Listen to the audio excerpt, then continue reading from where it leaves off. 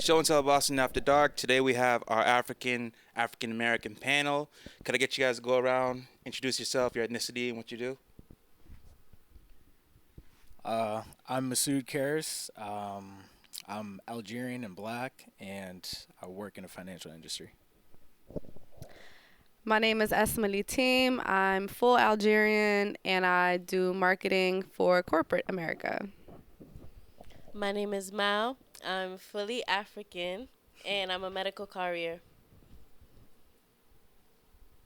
What it do? What it do? It's your boy Most Generous. Come meet the family. I'm an artist, actor, producer, the whole nine. My name is Kareem. I'm a multidisciplinary artist, and I'm a mutt. but I go by black. My name's Chill. I'm a carpenter by trade and a music manager. I'm African American, from what I know, black, white, and Indian. First question is, if black people in America were to get reparations, do you think that you'd be eligible in that group? Well, I'm half, and my mom's family's from slavery. So I think I'll get half. Like you can track your family back to slavery? I don't know if I can track it, but I mean, we're not like African like that. So like, obviously we are from Africa at the end of the day, but like going farther back, like, yeah, I think it would be like that. What about you guys? You guys quiet? You want some of that reparations? I mean, I'm pretty sure. It's like, yeah. I feel like we do fit in that category because we're black in America. Mike. Oh, yeah. I feel like we definitely fit in that category because we're black in America. So, you know. Yeah, definitely. I think I definitely qualify. All of my grandparents are from the South, so you know. What do you think that what you call it, even African Americans, like people straight from Africa, deserve reparations as well?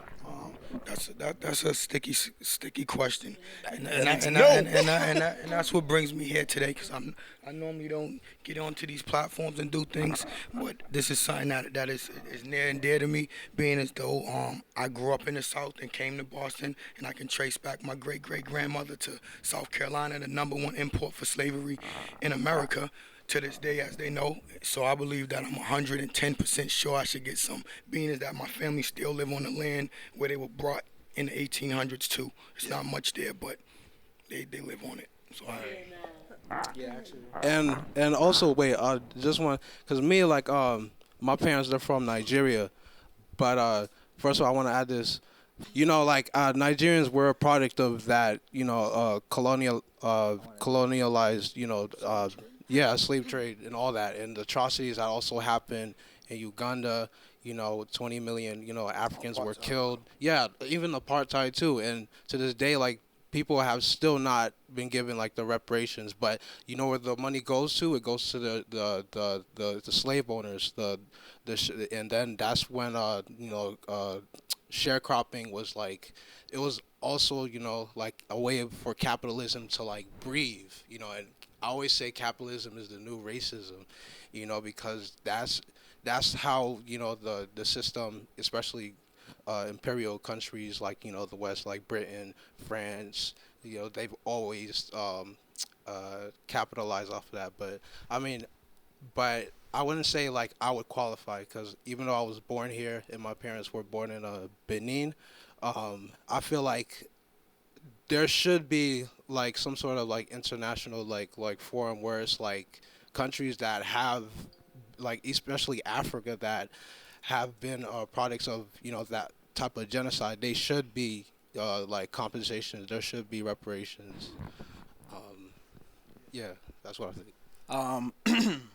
Sorry. I just don't think that anybody deserves anything.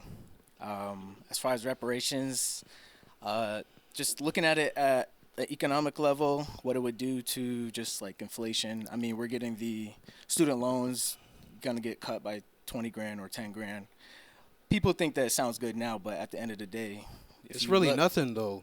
That's like $300-400 billion that we don't have, that they have to print, and that's why But goods. money they keep giving to Nah, I'm just gonna say money that they every day give to Ukraine.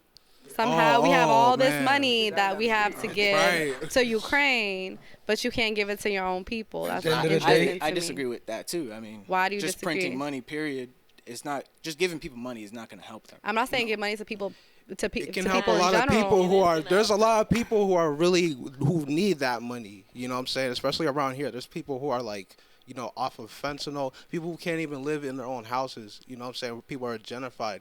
That money can actually help. Even 5,000, that can actually help. For how you know long? What I'm saying? Well, people have to. We've always learned how to make something last because if you don't have that much, especially there's not a lot of jobs or opportunities. It's desperation. That money can really go a long way.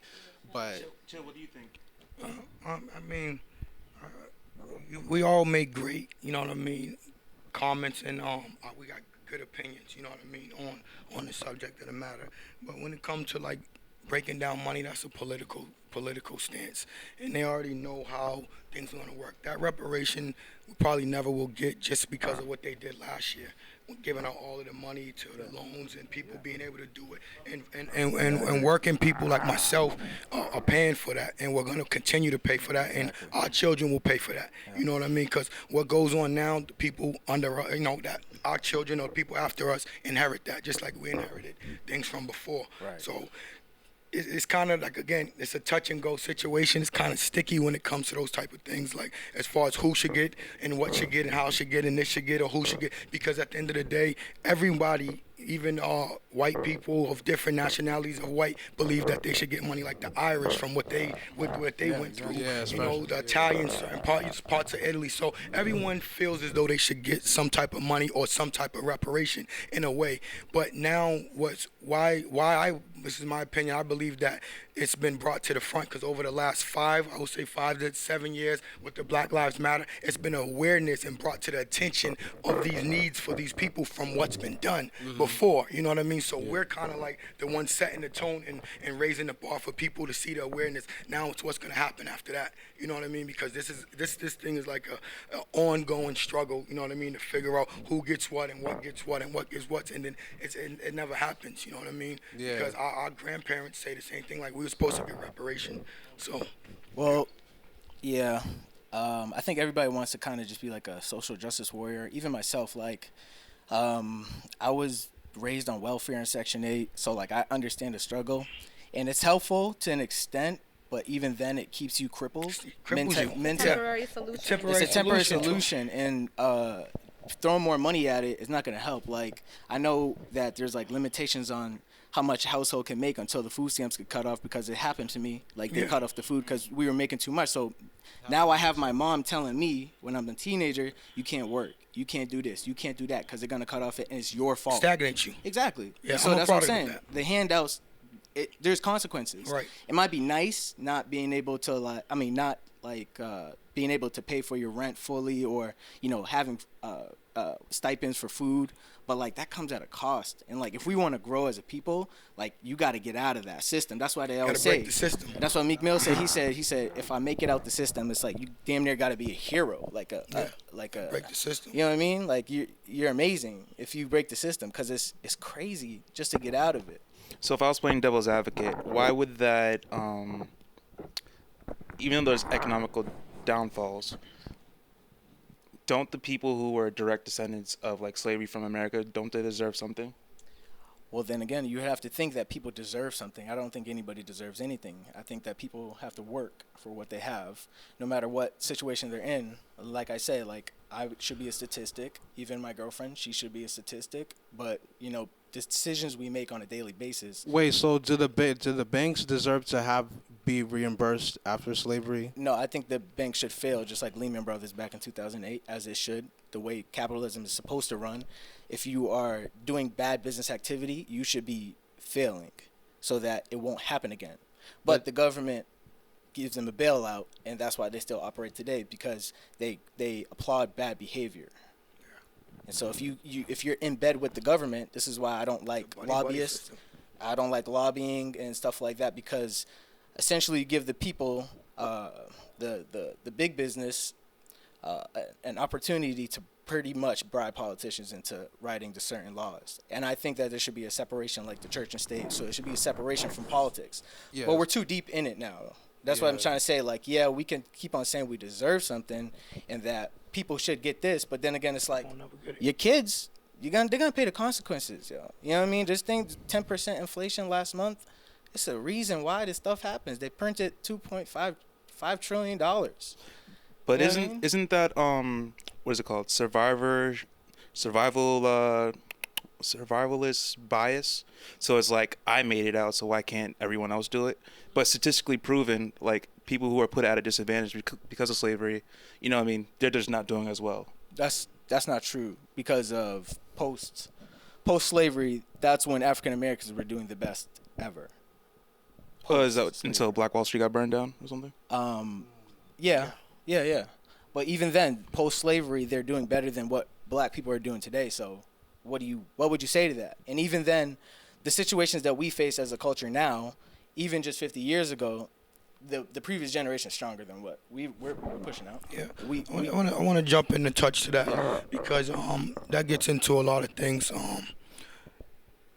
in regards to the black community and the black how we actually gain. And back to what you said as far as like we have a disadvantage, and I'm not even going to put that back to slavery. I'm going to put that again back to politics, and then we can switch it up because in the 80s they brought a drug into America to cripple the black parents, to get away, to take away the father. Because like you said, 20 years from there was a strong household. Mother and father worked, did whatever, we were strong. And Lyndon B. Johnson, the poverty state. Yeah, they burnt it down. They came up with laws. They came up with, the FBI came up with laws. They came up with drugs. They took away, even to this day, we're the most incarcerated people in America. There's no way possible that the black community will be able to survive or be able to thrive with all of those people in jail, especially men, because the woman can't do it by herself, because they brought the system to bring our black women down. So it's a 2-for-1. So I'm not taking away anything that you're saying. I just like to bring that into context. Being a person from that, you know, coming from the South, my mom being on drugs, my father going to prison. I did a lot of time in prison, you know what I mean, being a victim and a product of my environment. Not saying that I didn't have choices, because we all have choices. I don't give nobody no say to say, oh, I couldn't do it. It happened, you know what I mean? What happened for me, and I learned from it. But what I say, I only say that because it needs to be known, you know what I mean? And people need to always be aware that was like genocide in the 90s, you know what I mean? It was like, you know what I mean? It was like genocide in the 90s to us. So now you're the one who's learning, like, you know what? I have to do it this way. I have to be disciplined. I don't care what they put in front of me. I'm going to make it. So it's going to take a lot more of you to do that because people are still suffering. So we're 400 behind in slavery, and we're like 100 years now in 2020, and black people trying to come up again after Wall Street. And so, I agree. Like my mom's side of the family, everybody was on drugs or in prison. They're ex-felons, and she has 7 siblings. We changing the narrative. Like me and That's my what I'm cousins saying, but going that's to what I'm college. saying. Like even with me being incarcerated, I own my own home. You know what I mean? I got more than the average And person. my family was incarcerated, and they had you know what I mean? the system But makes it hard. I learned. You know what I mean? Yeah, exactly. And if you look at it, it's like why we vote Democrat when Bill Clinton was doing the 3-strike Black people rule. were the first black Republicans. They changed us. That's what I'm saying. They broke us down. Yeah, you know what yeah, I mean? yeah, They broke you know us your down. history. When you Exactly, break people yeah. down, when you break a whole, everyone hates Black black people are the first Republicans, Everywhere we go, exactly. you got to look around and make sure you're okay. I don't care if you grew up in the suburb. You're black. Everywhere you go, black is the most hated color. No matter where you go in America. Oh, they like black people over there. They still look at you strange.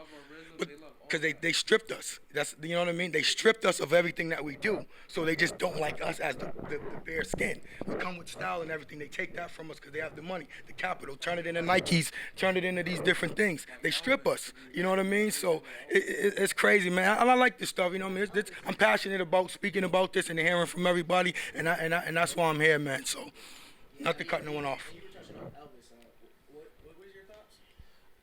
So basically how, you know, like Elvis, he grew up like with like predominantly like black people. Yeah, you know what I'm saying?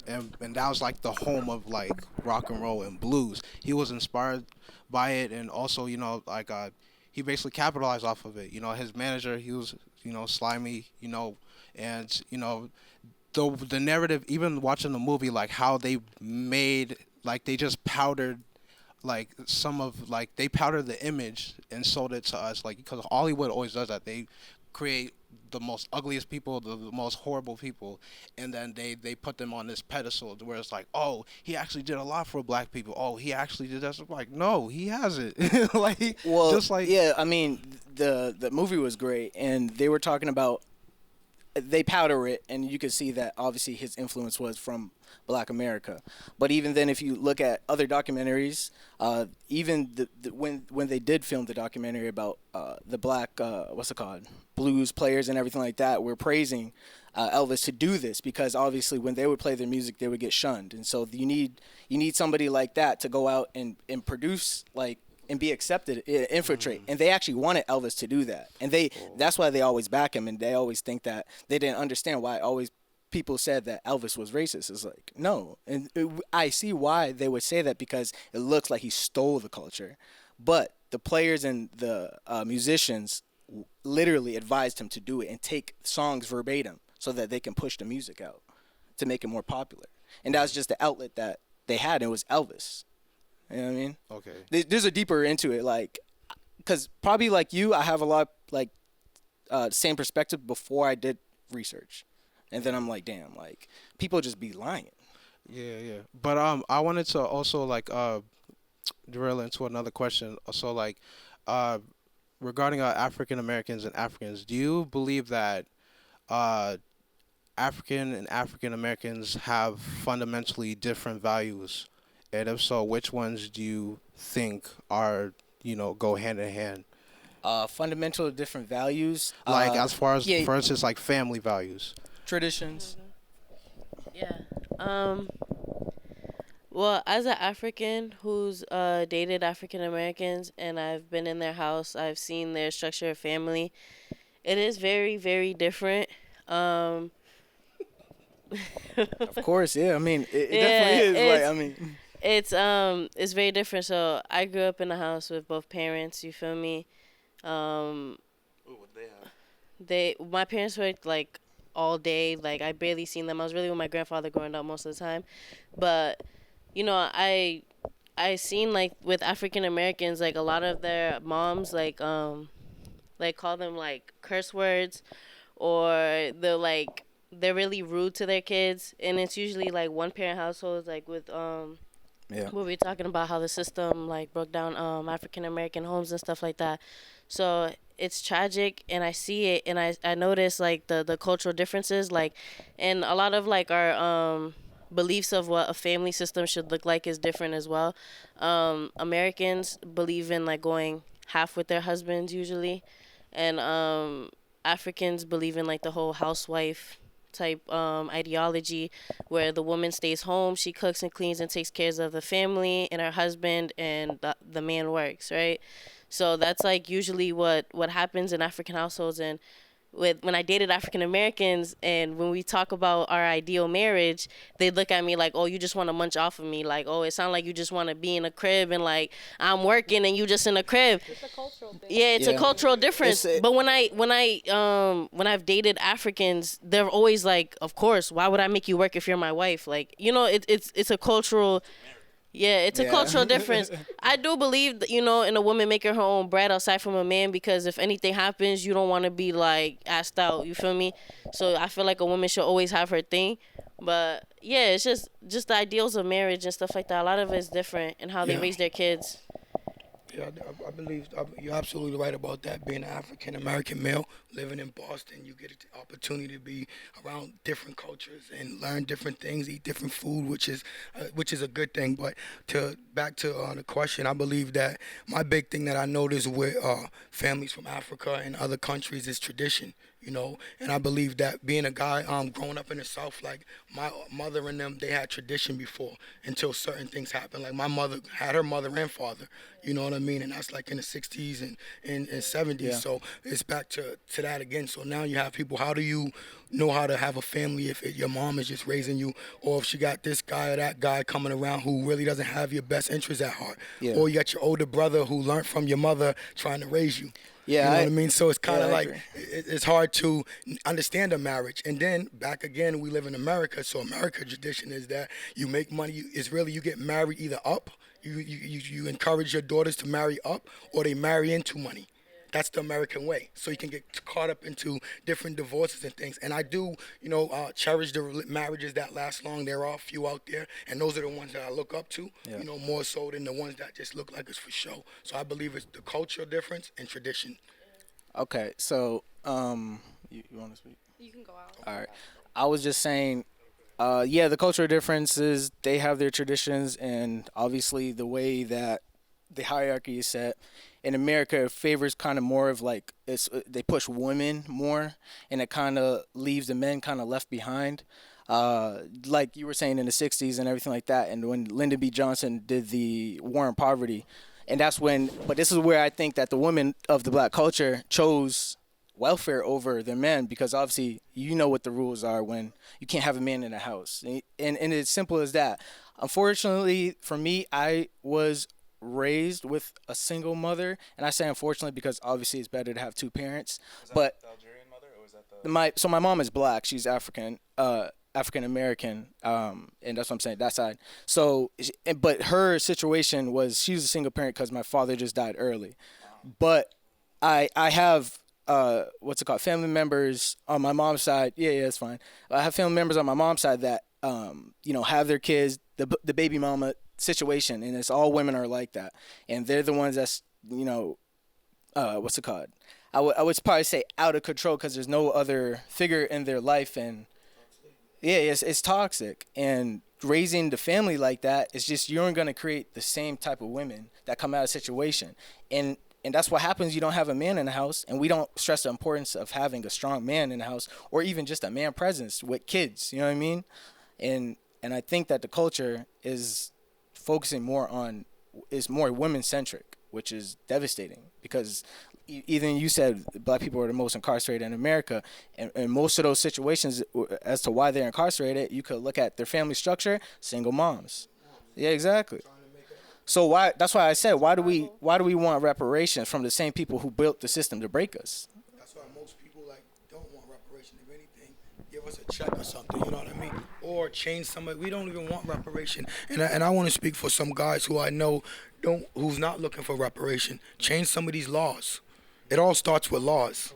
You feel what I'm saying? So we can reparation, we can talk about this, that. We got to get these laws changed. Laws change, and that's when people change pretty much. Any law specific? People can get any law specific laws. I'm saying we would have to get a bill into law for what we're looking for. There's some out there. I don't know them offhand. What laws exactly, but I know there's tons of laws out there. Like in my realm, it was more so for young. They was giving guys in Boston third and second strike. How you giving someone third and second strike? They was a juvenile, and then as soon as they catch an adult case, you give them a second strike. So now they're sitting in jail for 15 years.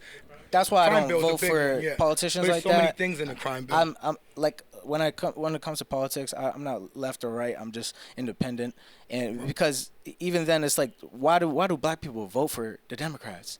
And like you talk about the strike law, that's the Clinton policy. Black people should not vote at all. That's what I'm saying. They should vote for a different candidate. They should look at bills. They should look at what they have to offer for black people. But black people don't do that. They just create go. Your own bill. The audacity of what's the current president's name? President Biden, to come on Charlamagne's podcast and say, if you don't vote for me, you ain't black. Like he got us so tied. The audacity, and everybody's just laughing at that, and y'all still voted for this. It was kind of funny though. It was funny. That's what I'm saying. See, that's the thing. That's the thing about the world now. Yeah. With social media and all these things, you got so many tag-alongs. You know what I mean? Yep. If you're somewhat popular and you post and do things, you got all these tag-alongs that follow behind you. So whatever you say or do is right in the eyes of that tag-along, and that's what corrupts the world. This is my opinion. You know what I mean? And I stand firm on this because it's out there. Whatever you see is what you do. If you see the same thing over and over, you become that. It's like when you hear the same song. Eventually, you be rolling, it's in your head. It's stuck. You start humming it. You know what I mean? And that's what's happening to the children under. We understand. We're starting to see. We're woke. We see. But we got to make sure the people coming up under us are woke and see too. You see what I'm saying? Because nothing won't change. Yeah. You know what I mean? We're fighting the fight that they got to continue to fight or win the battle. It's either one or the other. But with the social media and the way that the world is, it's hard to change people's minds just speaking to them because they only see and they know what they see over and over and over. So if we're not drilling this over and over, then they don't change. And also, sorry, no, you're good. And that's good how you mentioned that too. So I feel like also it makes me think of like self-hatred, how like our own people, you know, when it comes to colorism, how especially young, you know, black women or black girls or black boys, they hate their skin, or they monkey see doggy do, or they see the some of the habits or the behaviors that their parents, you know, how they act in the household, and growing up, their mentality is thinking like, yeah, I'm not dealing with black women, I'm dating outside my race and whatnot. So when it comes to self-hatred, what is one of the ways where you can be able to communicate with somebody who has or who expresses self-hatred of their skin? Do you feel like shunning them, shaming them is a way for them to learn, or is there other ways that you have to like break through with them, or you can't really save them? Does that mean that like dating outside your race is self-hatred? 'Cause then I don't. Well, it depends on certain like. So not to be a product of I think self-hatred. it depends on the mentality. Like if you feel like you're dating another race because you don't like black women, that's a bias. That's something that you have to be able to attack. Because if you exude that, if you let children get that notion, they're gonna think the same thing too, and you're gonna damn the next generation. So that's. But what do you think? You wanna go? Yeah. Well, I agree with what you're saying, and yeah, nah, it's like the colorism thing. 'Cause being Cape Verdean, like my cousins, they're half African American, so they're like darker than me, and they would get a lot of like BS because they were called like pretinhas. That's means like little black girl. Palatina? Pretinha. Oh, pretinha? Yeah. I'm just trying to learn. So That I was could say it good. to Hey, somebody. look, good. That was good. Yeah, pretinha means little black girl. They call her pretinha, or they'll be, because one of them is lighter than the other, and they'll be like, oh, the lighter one is prettier because she's lighter. And like we'll hear that all the time, and they used to get mad, and sometimes people wouldn't even believe they're Cape Verdean because they're dark skinned, which is stupid because there's Cape Verdeans of all colors. Like I only see the Like light skinned Dominicans ones though. too. They there's the nah, like Dominicans too. There's dark yeah, Dominicans. facts. There's dark Dominicans too, exactly. And there's a lot of like colorism, texturism with the hair, like all that stuff is like, I don't know. It's just it happens, and I think that's self-hatred. Like, you feel me? A lot of black people don't like the coils in their hair. Like, you feel me?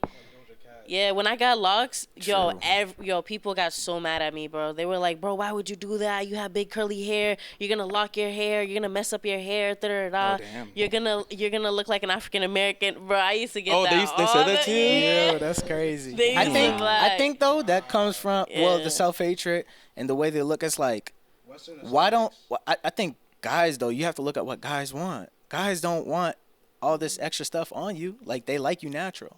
I mean, I'm sure the guys that you mess with, they would say.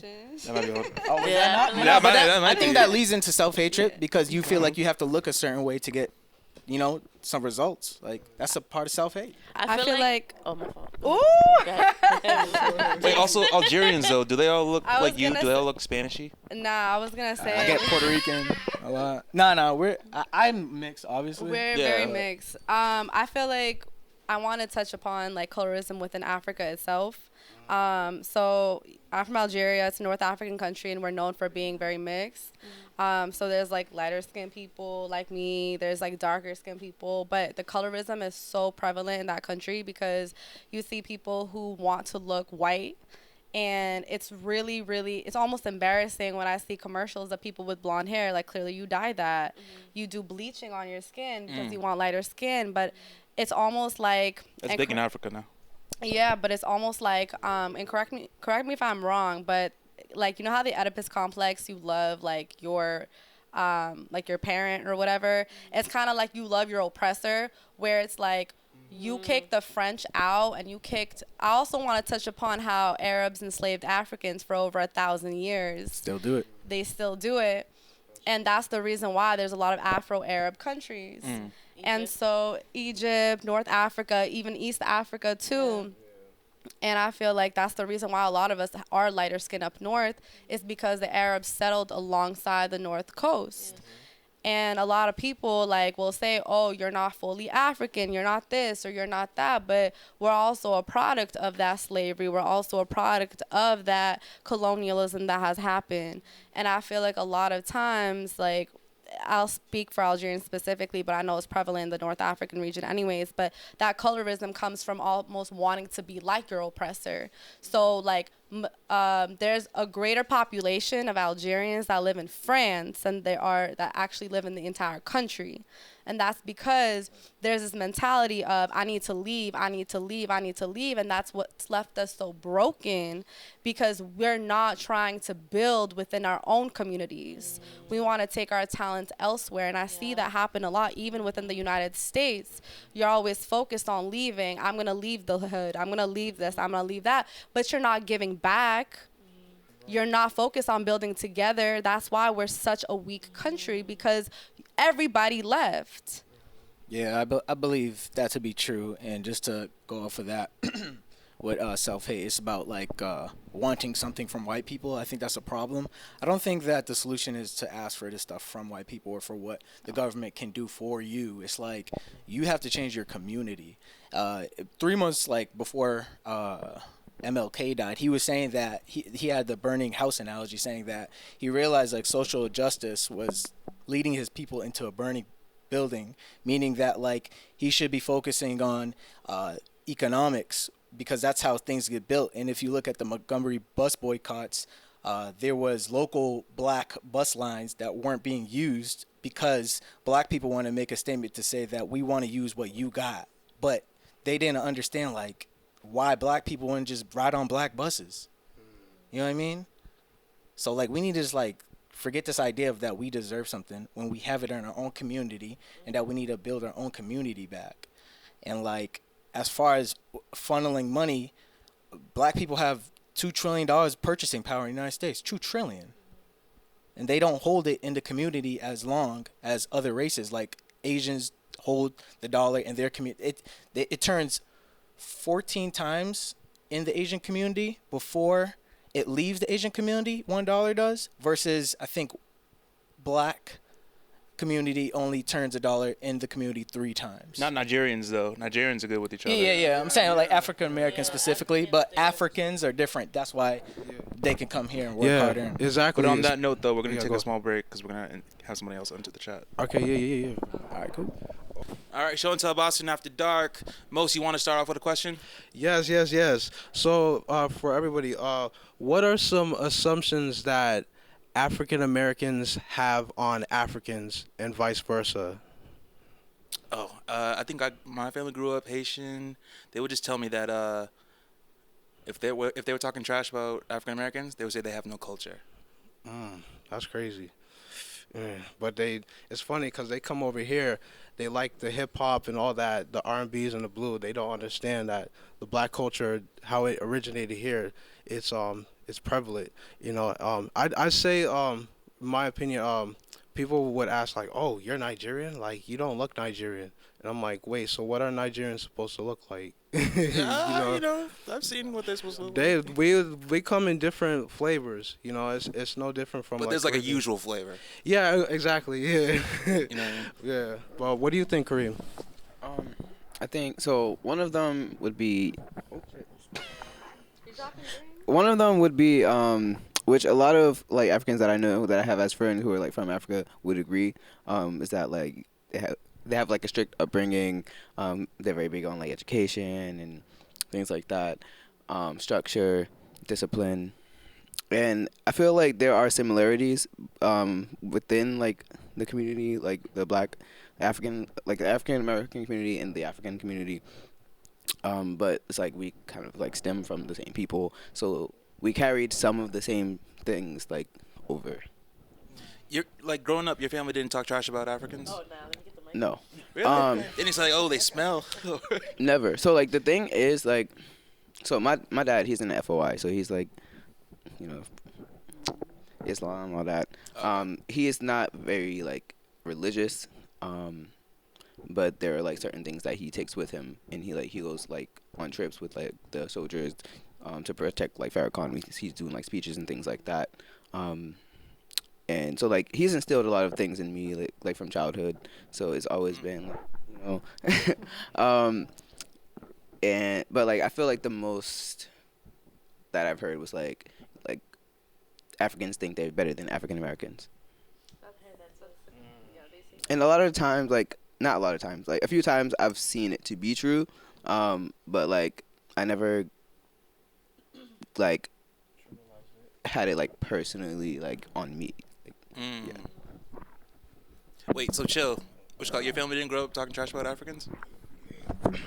No, not really. We didn't talk about Africans. I think more so that would be like me and my cousins in school or in the projects. Because when I grew up, it was like at the time it was a lot of like Ethiopian and like Pakistani people that used to come. So we like, why they keep the scarf on, and it was like the jokes they don't wear deodorant and stuff like that. Yeah. But and I was African booty scratcher. Yeah, stuff like that. But yeah, but that leads to say though, because you said that you was Haitian, right? So like, I mean, I'm over 35, right? So therefore, when I was in school,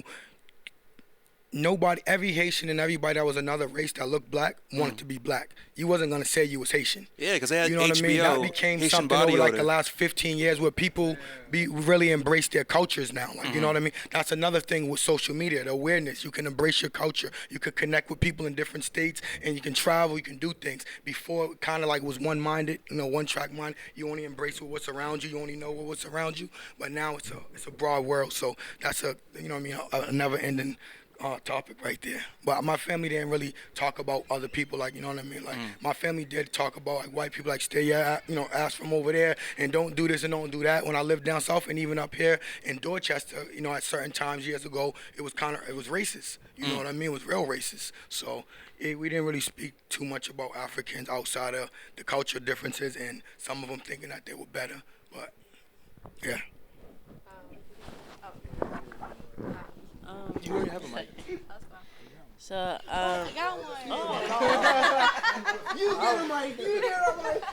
I was like. but yeah. So this definitely like a stereotype that Africans have with like African Americans. A couple of the ones that I've heard growing up was more like African Americans are lazy. They don't like to work. They'll sign their kids up for Section 8 before they sign their kids up for college. Oof. I used to hear a lot growing up. Not from my parents personally, but I heard it from other Cape Verdeans like in school, and they would say that about African Americans. And then in a lot of cases too, they didn't. Well, we were kids, so we didn't really know like the history behind it and how. Yeah, I used to look at it like how my mom came from Africa. She comes to America now. She owns her own house. She has her own business. She's doing mad good for herself. Like, you feel me? Both parents, they're like doing good, and it's like, how come all these African Americans was born here and they can't like do what we was doing? But when I was a kid, I didn't look at it like the history behind it, like. You feel me? They was kind of born into this delusion, like how you said with gangbanging and stuff. You always have a choice, but a lot of them felt like they didn't, and that's that brainwashing thing where they brainwashed a lot of African Americans to feel like they wasn't capable of striving as well as they could. You feel me? And a lot. Yeah, you feel like it's you feel me? Like, yo, I might as well gangbang. Like, and it's like there's not a lot of routes and stuff like that for y'all to go to. Africans, when they come to America, it's because they fought hard to come to America. So when they in America, they still fighting that fight. You feel me? Like, yo, we got here, but we got to keep going until we, like, you feel me? It's a different mindset, and it's a different culture and everything, like, behind it when we come here versus the African Americans that been here. You feel me? It's definitely it's a culture clash. So, Grab a mic. yeah. I just wanted to add into that. Like, that is true, and I even looked at myself. Like, we're like, why is it that people come from other countries and get it so easy? And it goes back to what we were saying prior to the break, as far as like money funneling in the black community. Do you know that most of the money for the black community are people that are non-black, like Portuguese, American? They use it. This is how the union works too. I'm in the union. Been in there for 7 years now. I go to all the meetings. I'm in a meeting every Monday in Rhode Island with the Black Lives Matters and different politicians and Senator Mack and everything. And these are the same conversations that we have. You know what I mean? So when we speak about black in America, yes, we can be better. Yes, a lot of us are doing better, and we are getting better. You know what I mean? And I will speak for my people. You know what I mean? They are striving to become better. But again, it goes to attack. If half of the community is incarcerated, there's no way to add all that money that you're saying to build up. The Chinese, it's millions of them funneling money. So like you said, it's 14 times 1. It's only half of us funneling money in. You go into other cultures, same thing, like the Indians and stuff. They own all the stores and stuff. They're funneling their money 14 to 1. Vietnamese people, did anybody know in the 80s when they came to America as a family because of what we did to their countries? Again, we're taking money out of black people that died here on this soil to give to other countries. They gave them $100,000, look it up, to all their families. That's why they own all the 3 families in Dorchester. And the white people moved to Quincy. See, I've been around long enough to watch the transition and be pretty much a victim to these things. Because while they're building up, I'm destroying my community because I'm not educated in no other way to build it up. So in order to build the black community, we have to educate the black community, and then we can build it. Until education is the platform, there's no building. Money can funnel in from all type of ways. Money comes and goes. That's the thing about money. That's what money I'm saying. comes I and agree goes. with you. And You I was know what I talking to mean? him. That's one thing about money. Everyone knows that. It comes and goes. You gotta learn how to be the shepherd. You can save for 20 years. It's that one day you gotta spend. That's what I'm saying. It's all right. We're gonna give reparations to people. You gonna give them a check? They're gonna blow it. You need to start like education. the Dave Chappelle skit. You need to start educating. Yeah, exactly. That's what I'm saying. And we were just talking about it before the break, the education voucher, and Explain that what it is. All right, and teachers that have tenure. Like, yo, if you're a bad teacher, you gotta go, cause you're the ones that's teaching my kids, and I'm paying, and they don't have an option to go to any other school because the tax dollars that you pay for stay in the town. And so, like, if you got all these bad teachers and everything like that, they gotta go if I'm paying my tax dollars to get in the system. So I was explaining to him the voucher, like, it's an idea that's floating around where you pay your taxes for your town, and so there's a certain amount of credit that you have. So let's just say, example, it's like $12,000. It's based off of property taxes. So $12,000 for each kid that you have to fund the certain school that you want to go to. But currently, they have it where the system is designed to keep the kid in the district. But the voucher would be able to be like, all right, I got $12,000 credit. I could go to private school. I mean, we live in Rhode Island now, me and my girlfriend. And, I mean, private schools, $12,000 to $15,000 a year. And it's like, you could take that voucher and go to private school and get a better education. You know what I mean? But like the politics, they like the control. So it's like, it's a number. Yeah, they're going out the door because nobody likes performance. They don't like being held accountable, especially politics. And so, like you say, you go into the meetings and everything like that, but bro, nobody's holding them accountable. No accountability. See, I go to the meetings because in order for me to hold someone accountable, I need to know what I'm holding you accountable for so I can stand on it, because that's the type of person I'm going to fight to the end if it's something that's worth fighting for. But if I don't know what I'm fighting for, why am I here? You know what I mean? And that's what a lot of people are doing. What are you fighting for? We're fighting a war over here. That's what America's doing, technically. We're fighting a war over here, but it's still war over here. So that's why I go. And also, I go because you need to know these people so that way you can hold them accountable. Because if you don't know them, we're just in the background. Oh, they did something wrong, and we see what's in the media. Oh, this, that, they scandaled the money, they did that. We don't know nothing. We wasn't involved in the money. We don't know how it worked. You know what I mean? And it's politics. They're legal criminals. So in reality, you think, and then and another thing, like even with the Black Lives Matter, they was turning that into a terror cell. Because nowadays, if 10 or more black people get together and we want to make a change, or we want to quote unquote write up a bill, before we can even get to that, there's so many strings that go with that. These guys are a terror group. They're making a militia. They're changing it, and you're not even trying to do any of those things. So that's another reason why you have to bring the politicians into play when you're doing things. Right. So that's why I really go. You know what I mean? To answer that question. Right.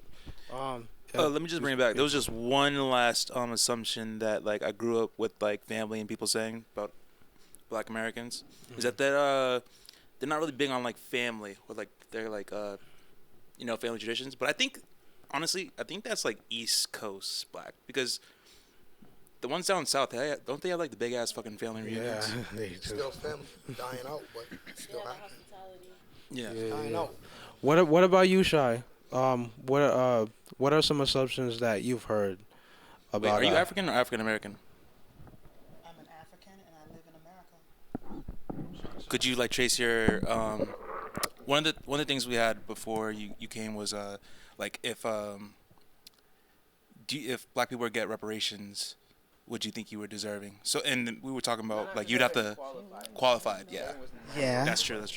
But like we were saying that the people that were going to get it were like people who can directly trace their roots to like an actual slave member. Is that you, or can you trace your roots back to just like Africa? I mean, I actually, did my Ancestry DNA, and I was happy to find out that I'm 96% sub-Saharan African, which is very impressive to me. It's like to be an African American and to be, in this country for so long, and I stayed that black. You know what I'm trying to say? Like my family kind of kept it going, but a lot of it, I was hoping that I could just see 1 or 2 countries and then buy those flags and then learn the hell out of it. But it was like, gave me 7 different countries. Nigeria was the most with like 23%. Then you came down to the Congo and the Cameroon, Ghana, Senegal, which is all in the West, so it makes sense. You know what I mean? The 3% European was like Irish and stuff like that. But yeah, I'm getting my money. I'm getting at least 96% of that paycheck. But some assumptions. I mean, I stayed quiet because I haven't heard too much assumptions. But they say that Black Americans are lazy. We know that's not true. We know we built this country. We're one of the most hardest working people ever. We make something out of nothing. We finagle everything. We come up out of poverty and we make it happen. I would say as far as Africans, it's just the opposite. We heard that they were just all poor. Yeah. You know what I'm saying? That's all the images they gave us. Yeah, it's all the images they gave us. But the same images they gave us of Africans being poor and flies and all this save the children shit, the same images they give them is us being gangsters, hoes, ratchet. So here we are fighting with each other, right? Making assumptions about each other. You're told, don't go to Africa, there's nothing there for you, right? And they're told, if you come to the U.S., don't go to the hood, go to the whitest area and find somebody to socialize over there. The whole thing is just to bamboozle us so that we're not connecting with each other. I want to retract on my statement. I don't believe that that Africans should qualify. Oh, I retract on that. Well, they can't get reparations if they haven't. Bread, but like, if to be honest, nah. I mean, they deserve something for what was stolen from Africa. You got minerals, diamonds, and oil. No, but like, if you deserve something, you deserve your resources that was stolen back. But as far as reparations in America, we deserve our paper. Yeah, you know what I mean? I don't know if stolen is maybe the right word. It's an industry with Africans in the culture. I mean, you could see that's what I forgot who said it, but they were saying slaves. It was an industry there, and they sold them off. Each tribal nation fought with each other, and they stole each other, and they sold them off. But you said you don't consider it stolen? Saying like white people stole Africans? Yeah. No, they were sold. That's what I'm trying to say. But you can't sell something that doesn't belong to you. But that's between the African states.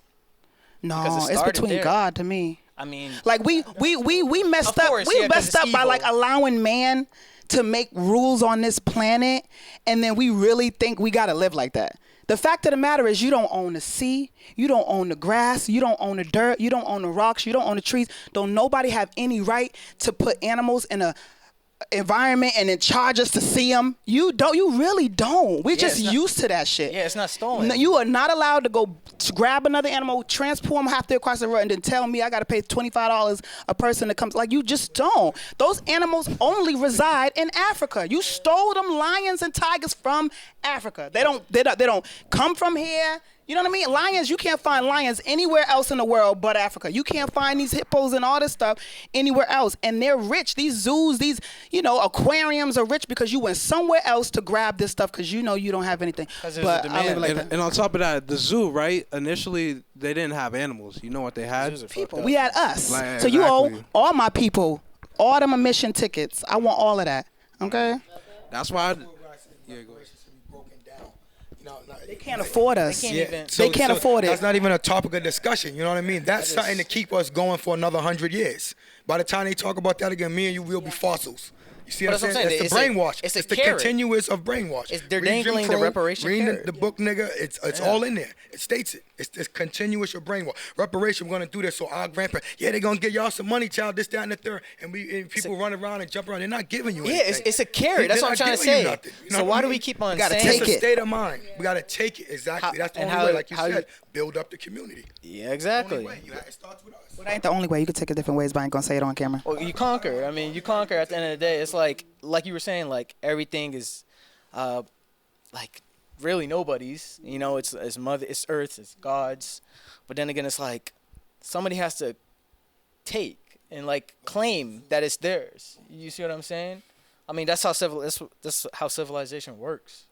Cause somebody goes to war with somebody else and they take over that land, and like even tracing it back to Native Americans, even before then, there's what tribe took over their tribe's area and territory? Whose is whose? You don't really. I mean, like we could So say are we now saying the like we boogeyman- never coexisted? Like we was always fighting over stuff? Of course, since Because the beginning remember, of time. like It's about there's resources. billions of people on this earth now, Yeah. and it seems so tight. But thousands of years ago, you couldn't find the next person outside of your village for miles and miles through the desert. So I mean, I know we were fighting, obviously throughout time, but I can imagine there was some point in time where we coexisted. There was enough food. There was what you fighting about. I think before currency, because without currency, what are we fighting over? You a locksmith? You a woodsman? I need you to build this. You do iron? I need you to make me this. And you're a doctor? I need you to heal this. You know what I mean? And we just bartered and shared. Yeah, I bartered. think it's But a then human again, thing. They just gonna always find something to argue about. Like I think just in nature, like even if there's nothing to argue about, we gonna find something to argue about. Like you see what's happening in Sri Lanka right now? Like right now, anybody- in this country, people are arguing over how you should be addressed, or they're arguing about women's rights. They're arguing about voters' rights. Everything, all of this, and they're talking about how we're basically. Have you ever watched that video, the show called *Handmaid's Tale*, something like that? Oh, yeah. Yeah, it's wild. It's basically looking like that, So it's like but I wanted. Yeah, that's another conversation. That's another conversation. But I wanted to kind of ask too. Do you believe that black people can be racist? If not, then why? Can I start? Yeah, go ahead. That's a good question. I'm gonna start because I'm an educator. I went to college and we had all kind of racial classes. One of the things I've learned from definition, not my opinion, not what I want it to be, but one thing I've learned from definition is that racism is prejudice plus power, right? So you have stereotypes and you have prejudice against people like we all do. Yep. It doesn't hurt anybody until I have the power to keep you and all your people from getting housing, education, et cetera, et cetera. So by definition, I was told by professors at Wheelock College that people of color can't be racist because we don't have the power. Until we are the majority runners, till the tables turn, then we would be considered racist. You know what I'm saying? But I guess by definition, we could just be stereotypical and we could just be prejudiced. That's it. That's all we can be. What did you think? I thought you had something for it. Say the question again. Can black people be racist? No, I agree with her. That's why I used to say when I was younger, I always just thought like the only way black people are gonna get out of the situation is if we have the power. And I'm just like, and in this country, it's money. It's like you got to get the money, like, cause and even the elites, like the people that actually run the country. So they have the money. So I was gonna say that if that's the definition, when do people get to say, all right, well now you guys have a good amount of power, you guys can't be racist. Now you guys can be racist now. It's impossible. It's there's no such thing as equality. There's no such thing. We're gonna be fighting for equality to the end of time. Because we talk about equality, but then again, she's like saying the dynamic of power has to shift, meaning that by definition, it has to be inequality. There's inequality. Okay, I always thought racism was just a thought or a belief. Just like a belief of your race being superior than another race. That's what I thought. But too. I have a question. So with the plus power, with the plus power thing, so do you think if a black person is to own a store and they were like, I don't want white people shopping at my store, do you think that that's racist?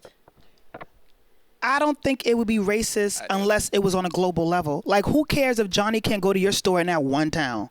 But if everybody was doing it all over town, that would now become racist, because now white people can't even get a meal without coming through us. You know what I mean? That's the power structure. If you don't like, Tiffany's grocery store, you could go somewhere else. But if there was Tiffany's all around town and you had no choice, and you were relying on her to eat, that's when you have the power. That's when you have the power to be racist. Other than that, you just rude, ignorant, stereotypical, and prejudice. I think anyone could be racist. That's just because I didn't believe. My brother be on the prejudice plus power thing, but I feel like prejudice in itself is racism. So if you just have that belief of superiority on your race, then that's racist. So if you say like, oh, white people can't jump high, that's racist? I feel like if you're saying because they're like inferior at jumping. So, like, nah, but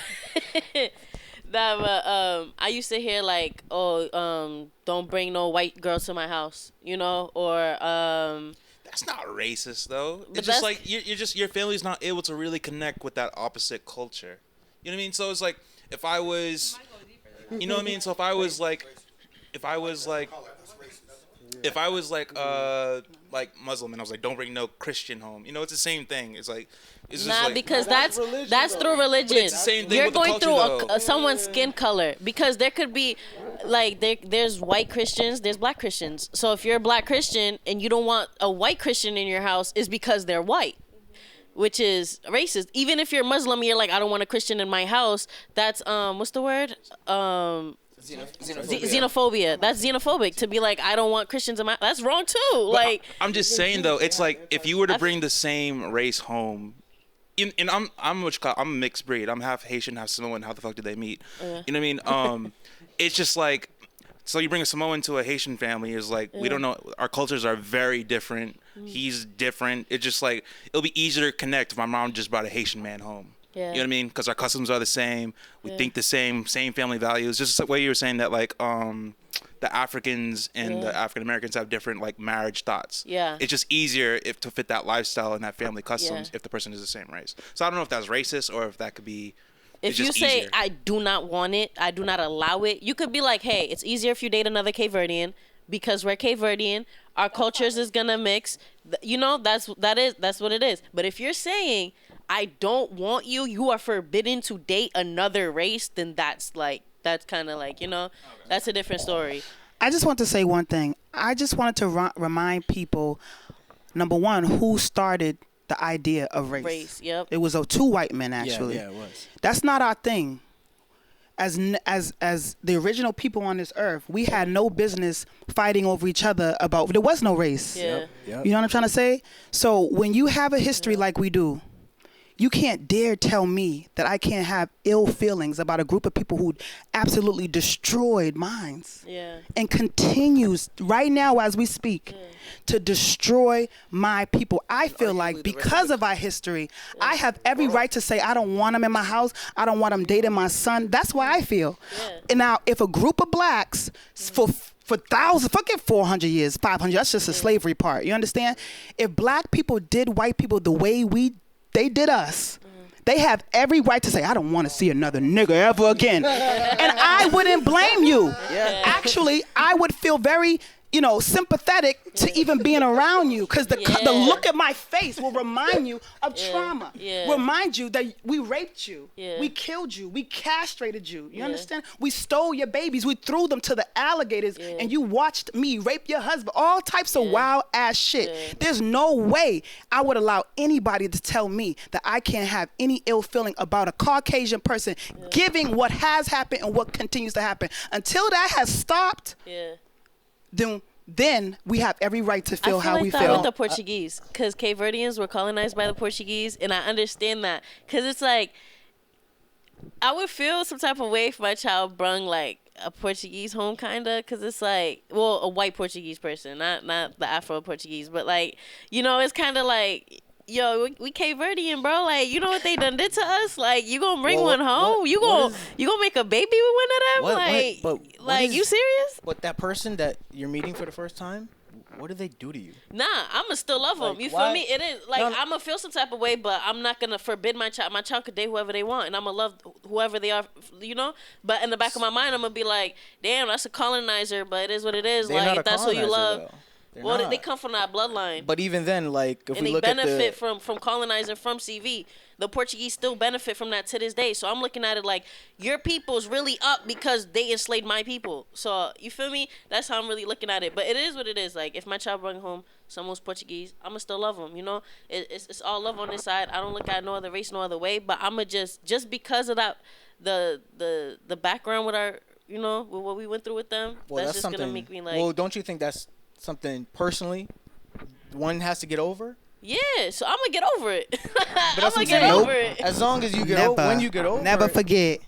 Well, you can never forget. That's what but you I'm can move on. That's what I'm trying to say. You can never forget. Of course, I like you to want move respect on the ancestors. with blackness and keep that in my peripheral at all times. I don't want to be, reminded of anything else. And you have the right for You that. know what I'm trying to have the right say? to view how you want your family to look. You feel me? So I hear a lot of black people say they don't want to breed with white people because I said breed like we're animals. No, but that's they don't true. want to have reproduce with reproduce with white people.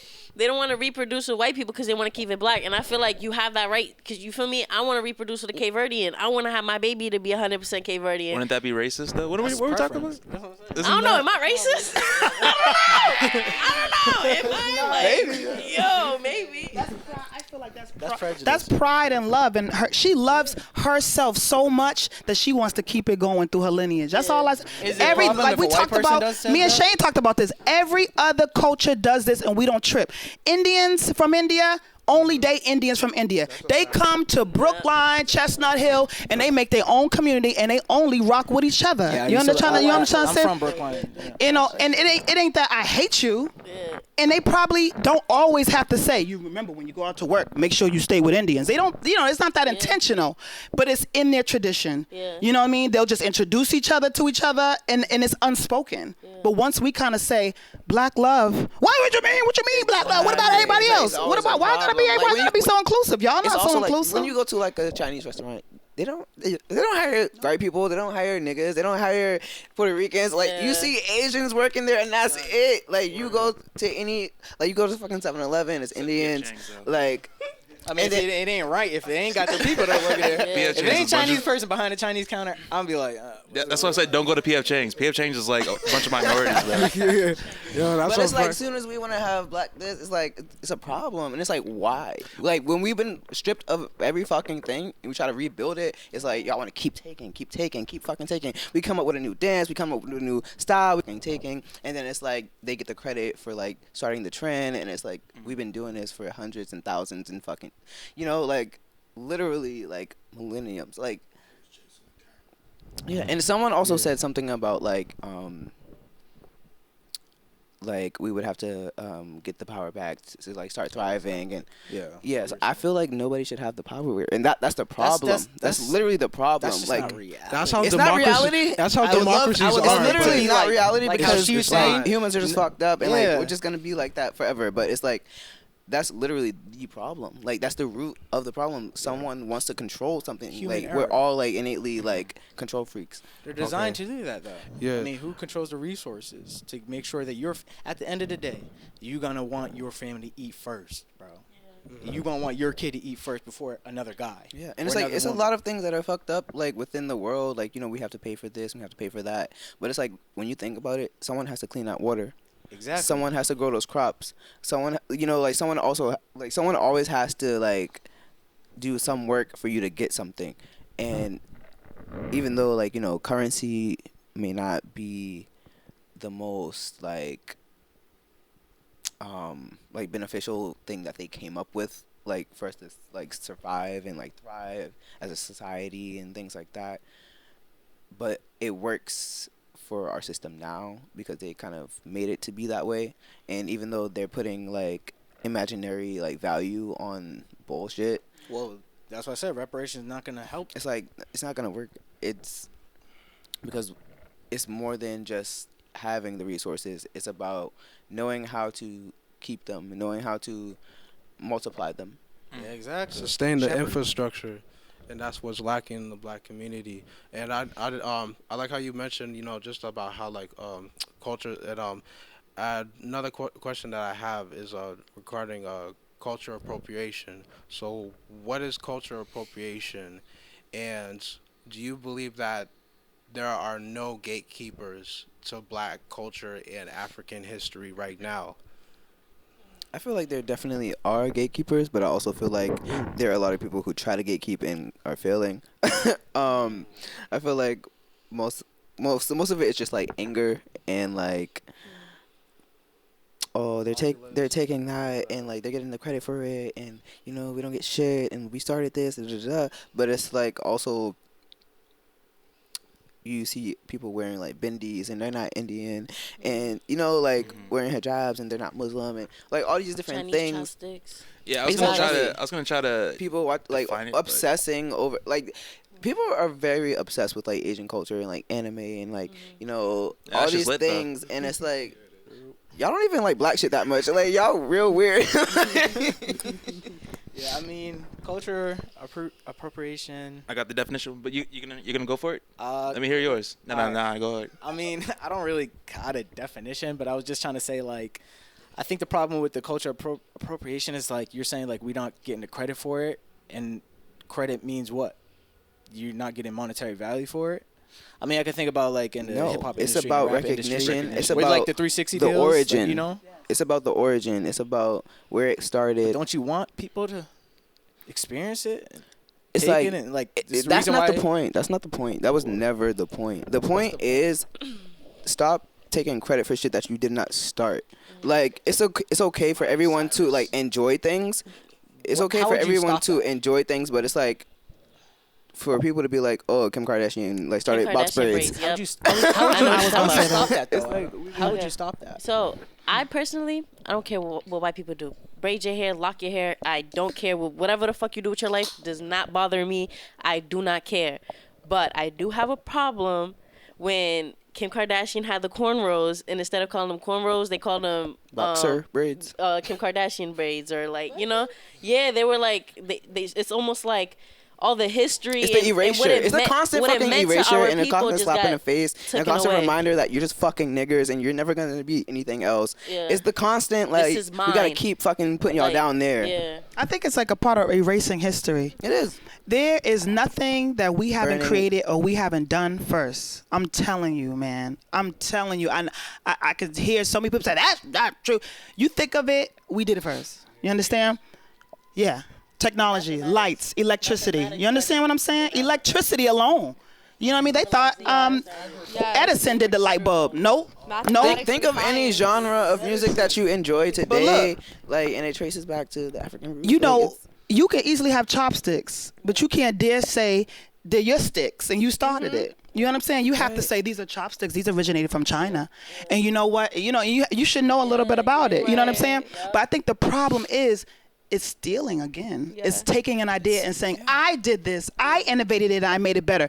There ain't no braid you can do that ain't already been done. There ain't no twist, no lock, no curl, no anything in your hair that hasn't already been done. You understand? So if Kim Kardashian want to get twists, say, hey, look at my box braids. Yeah. Shout out to Africa for their box braids. What's the solution? You know what I'm saying? Give us our credit because. What's the solution though? I mean, the solution is to keep on calling it out. And what's the? You know what I'm saying? Because I wouldn't let nobody tell me, oh, these are European braids. I would correct the hell out of her. She and everybody around me would know they're not. You know what I'm trying to say? Why do we take culture from? Why we follow the European? Remember, we don't take culture. We can also put it.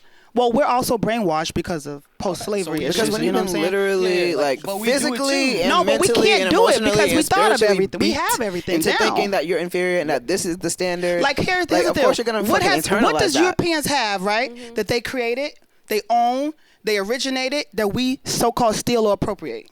Think about food, dance, music, clothes, color. Right. You know what I'm trying to say? And even some will argue that. And you want You know what credit. I'm What's saying? the credit? Why do you I mean, I'm saying why do you want it? Obviously people want credit, but what is credit? You want recognition saying not about these 10K credit. braids are actually originated from black people, so give them their credit. Don't think about credit, because credit can look like vanity. You know what I'm saying? You just want somebody to give you credit. I want the truth. That's what I want. Yeah, the and truth also, like, the all thing day. is, like, when tell you're- the truth when you're about prohibited where you from- got that idea from. Elvis, tell the truth about where that song came from. You understand what I'm saying? I had white colleagues at my job today tell me, "Oh, you see the new Elvis movie?" I said, "Lord, you don't want me to comment on that, I guess because it's- all I'm gonna tell you is how he stole music from a black woman, how he did not, you know what I'm saying, create record. He didn't steal music from black women." It was actually given to him. That's what we were talking about earlier before you came on. Right, And but we watched the the movie and story everything. that I heard was that it was stolen, and the that's what story you that heard. continues to go. So, And that's what who's right? the black people that were interviewed Oh, okay. that told him. And Okay. these are musical legends, and they're telling them that Elvis to take it. I don't know, because I be hearing a group of black people say the opposite. Exactly. So, But that's the point. It's like, all right, we hear something. Why don't we do some research? yeah. Just people in general. You know what I mean? It comes down to everything. It's like I'm not sure about the movie or anything like that, but I mean, look, like, taking credit for is it supposed to be like the credit and the money that's supposed to be made from the movie? Is that what's supposed to be like? but again, I'm gonna wrap. I'm gonna finish right quick. I But do even- believe. Oh, Like, okay. sorry, let me say one thing. yeah, I'm yeah. done. I'm gonna pass this mic. The whole point, because I feel like you keep getting on this credit thing, I'm as if. just asking you. But why wouldn't someone who originated something want credit? Like, you know what I'm trying to say? Like, why would we as black people continue to let someone else take credit for anything? How do you force somebody Why to would give we you as black people let you continue to whitewash history? You know what I'm trying to say? Like, or lie about history. You know what I'm trying to say? I mean, we still talk about Jesus is white. We still got blue-eyed, straight hair, blonde, European Jesuses everywhere. But if I say Jesus is black, and if I put up images of a Jesus with brown copper skin, like the Bible describes, you know, something's wrong with me. Like, you're gonna ask me, why am I going so hard to what? Put the truth back out where it belongs? That's our job, to keep our black history alive. If we die not giving a damn, then we're gonna have a generation full of people who don't know shit about Africa and what we contributed to this world. Because we already have that. You know what I'm trying to say? So my thing is about the truth. I'm an educator, so forget about credit and all this other stuff. I'm about the truth. You understand? And it's History, beyond- math, science, it's all about the truth. Yeah, and it's beyond like just credit. It's like when people are being like prohibited from getting jobs because they wanted to do their hair a certain way, and then you go out here and you're like, oh, All right, like, all right. that's I fucked get up. it. Like, I get it. It's fucked up. It is. But like, how do you enforce it? Like, it's not about You can be a enforcing gatekeeper, it, and it's like it's but really that's what not I'm saying. about that. It's We're getting like, mad over people taking our culture. How do you enforce them I think not as to take our culture? I think as an individual, you should take on that sole responsibility of giving credit where credit is due. And I know you said don't say credit, but I do think a part of it is education. And it's not just hair, it's the fashion, it's the music, it's the language. The amount of times I've seen on the runway people wearing clothing that derive from Arab Afro culture, and they don't say, hey, this is where my inspiration came from. That's a problem, because there are the same people that are getting discriminated cite against your sources. for We were taught that in that. school. Cite your fucking sources. Like, I remember. bro. I say this specifically because in the Algerian culture we have this hair wrap called the qardun, and I saw qardun. It's called a qardun, and it's basically like when your hair is wet, you kind of wrap it around like that. And it's specifically catered to, like, it's an Algerian thing. And I saw it on the runway. And I saw this random designer, not Algerian. I'm pretty sure it was a European designer who had qarduns on models. And it was just kind of like the cool thing. Don't popularize something and not give credit where credit is due. At least educate people. Like, hey, my inspiration came from these people. And learn from them, because they probably have more to offer than I do. Yeah. I think that's what's most important. Or even like head wraps too. Like, I see people like looking cute with their scarves, and I'm like, well, they're banning the head wrap. They're banning the hijab in France. People are getting fired from their jobs because they wear it to work. They wear it to school. It's getting banned for that. And it's like you wear it because it's cute. Like you see these influencers and it's so frustrating because it's like, yeah, it's cute, but you weren't the first person to do it. And people are getting fired. People are leaving France as a whole because they can't live the life that they want. People wearing, what's it called? That face thing that everybody's wearing nowadays. The baklava, yeah. whatever it's called. People doing that, but women can't wear the niqab and cover their face for religious purposes. And that's why it's a problem to minimize shit because it's like people are dying, like literally fucking dying. Not just like having their like culture stolen. Like people are dying. Well, that's why we live so good in America. Just for living their lives. Yeah. But that's what I'm saying. We live so good in America. Yeah. Do we? But yeah, we live great. What are you talking about? We do. We live. But it's also like we don't think that America does. Listen, the day that I'll say we don't live good is when people stop dying. We're a third world country in disguise. Like that's everybody's fucking poor in America. You're living good. They're gonna be. Everybody's fucking poor. Well, historically, speaking, I mean, you have air conditioner. You usually have a car. You have food stamps. You have Section 8. I was the benefit of it. But it's I've a nice been to life a third compared world to country. We definitely live good as absolute fuck in America. Yeah, exactly. Bro, so like even in Chicago, the whole Chicago is like the whole island of Praia, Santiago. Like that whole island is literally like gunshots, gang banging, people killing each other, slaughtering each other, chopping limbs, chopping fingers. Like it's all crazy out there. They would love to live in America. Would you rather live there or here? That's what I'm trying. Yeah, that's what I'm saying. Even in the poorest part. Now, I would rather live out there, to be honest. Because we got it good in America, but also it's a lot of stress. It's a lot of work out there. They struggle to make a meal, but their quality of life is way higher. They're way happier than us. They're way healthier than us. They're nicer people. They're community based, and in America everything's more selfish. You feel me? It's less culture. So I get it too. Well, it's a melting pot. Yeah, because if you go to that it's specific, different parts. It's different. It's different. You know, there's different things that we're better. It's better here than out there, but they have their tradition too. It's better out here than it is in a like in Africa. Yeah, of course. For anybody to deny that is just ludicrous. I mean, like, we get to wake. I mean, we just watched a documentary about the Haiti situation. We were just talking about it, and I watched it. Yeah, it's fucked up, man. It's like, would you rather live there or here? And then you would be like, well, it ain't so bad here. You know what I mean? There's a lack of appreciation for America, I think. Yeah. I mean, like, no matter who you are in America, it's like, yo, we currently live in the greatest country in the world. Like, we don't know how good we have it here till we go back and that's why I was saying for reparations, like, maybe they should just let people go to these third world countries for a week and come back, and they'll appreciate. Bro, water, they be like, yo, you can't take a shower today because Tuesday we don't got no water. Like, keep taking away from the point. Like, water don't run on Tuesdays. You gotta get buckets and buckets of water. Like, your kid is hungry. You fighting to get diapers. Like, out here we get government support. Like, you get food stamps. Like, yo, you don't get that in Africa, bro. Like, you gotta grow your shit or starve. Like, there's certain parts of Africa that's rich. You feel me? And they chilling out there. They're better off over there than out here. You feel me? But there's certain parts of America too that's like, I feel like most of America is I feel like I want to say something really quick because I see kind of both sides of it. My family, they're immigrants. When I go back to Algeria, I think it's amazing, but I think the older I get, the more I realize how, corrupt everything really is out there.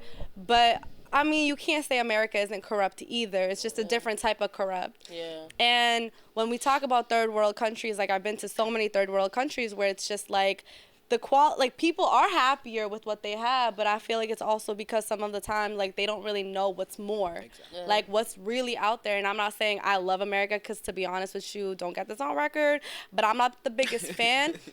But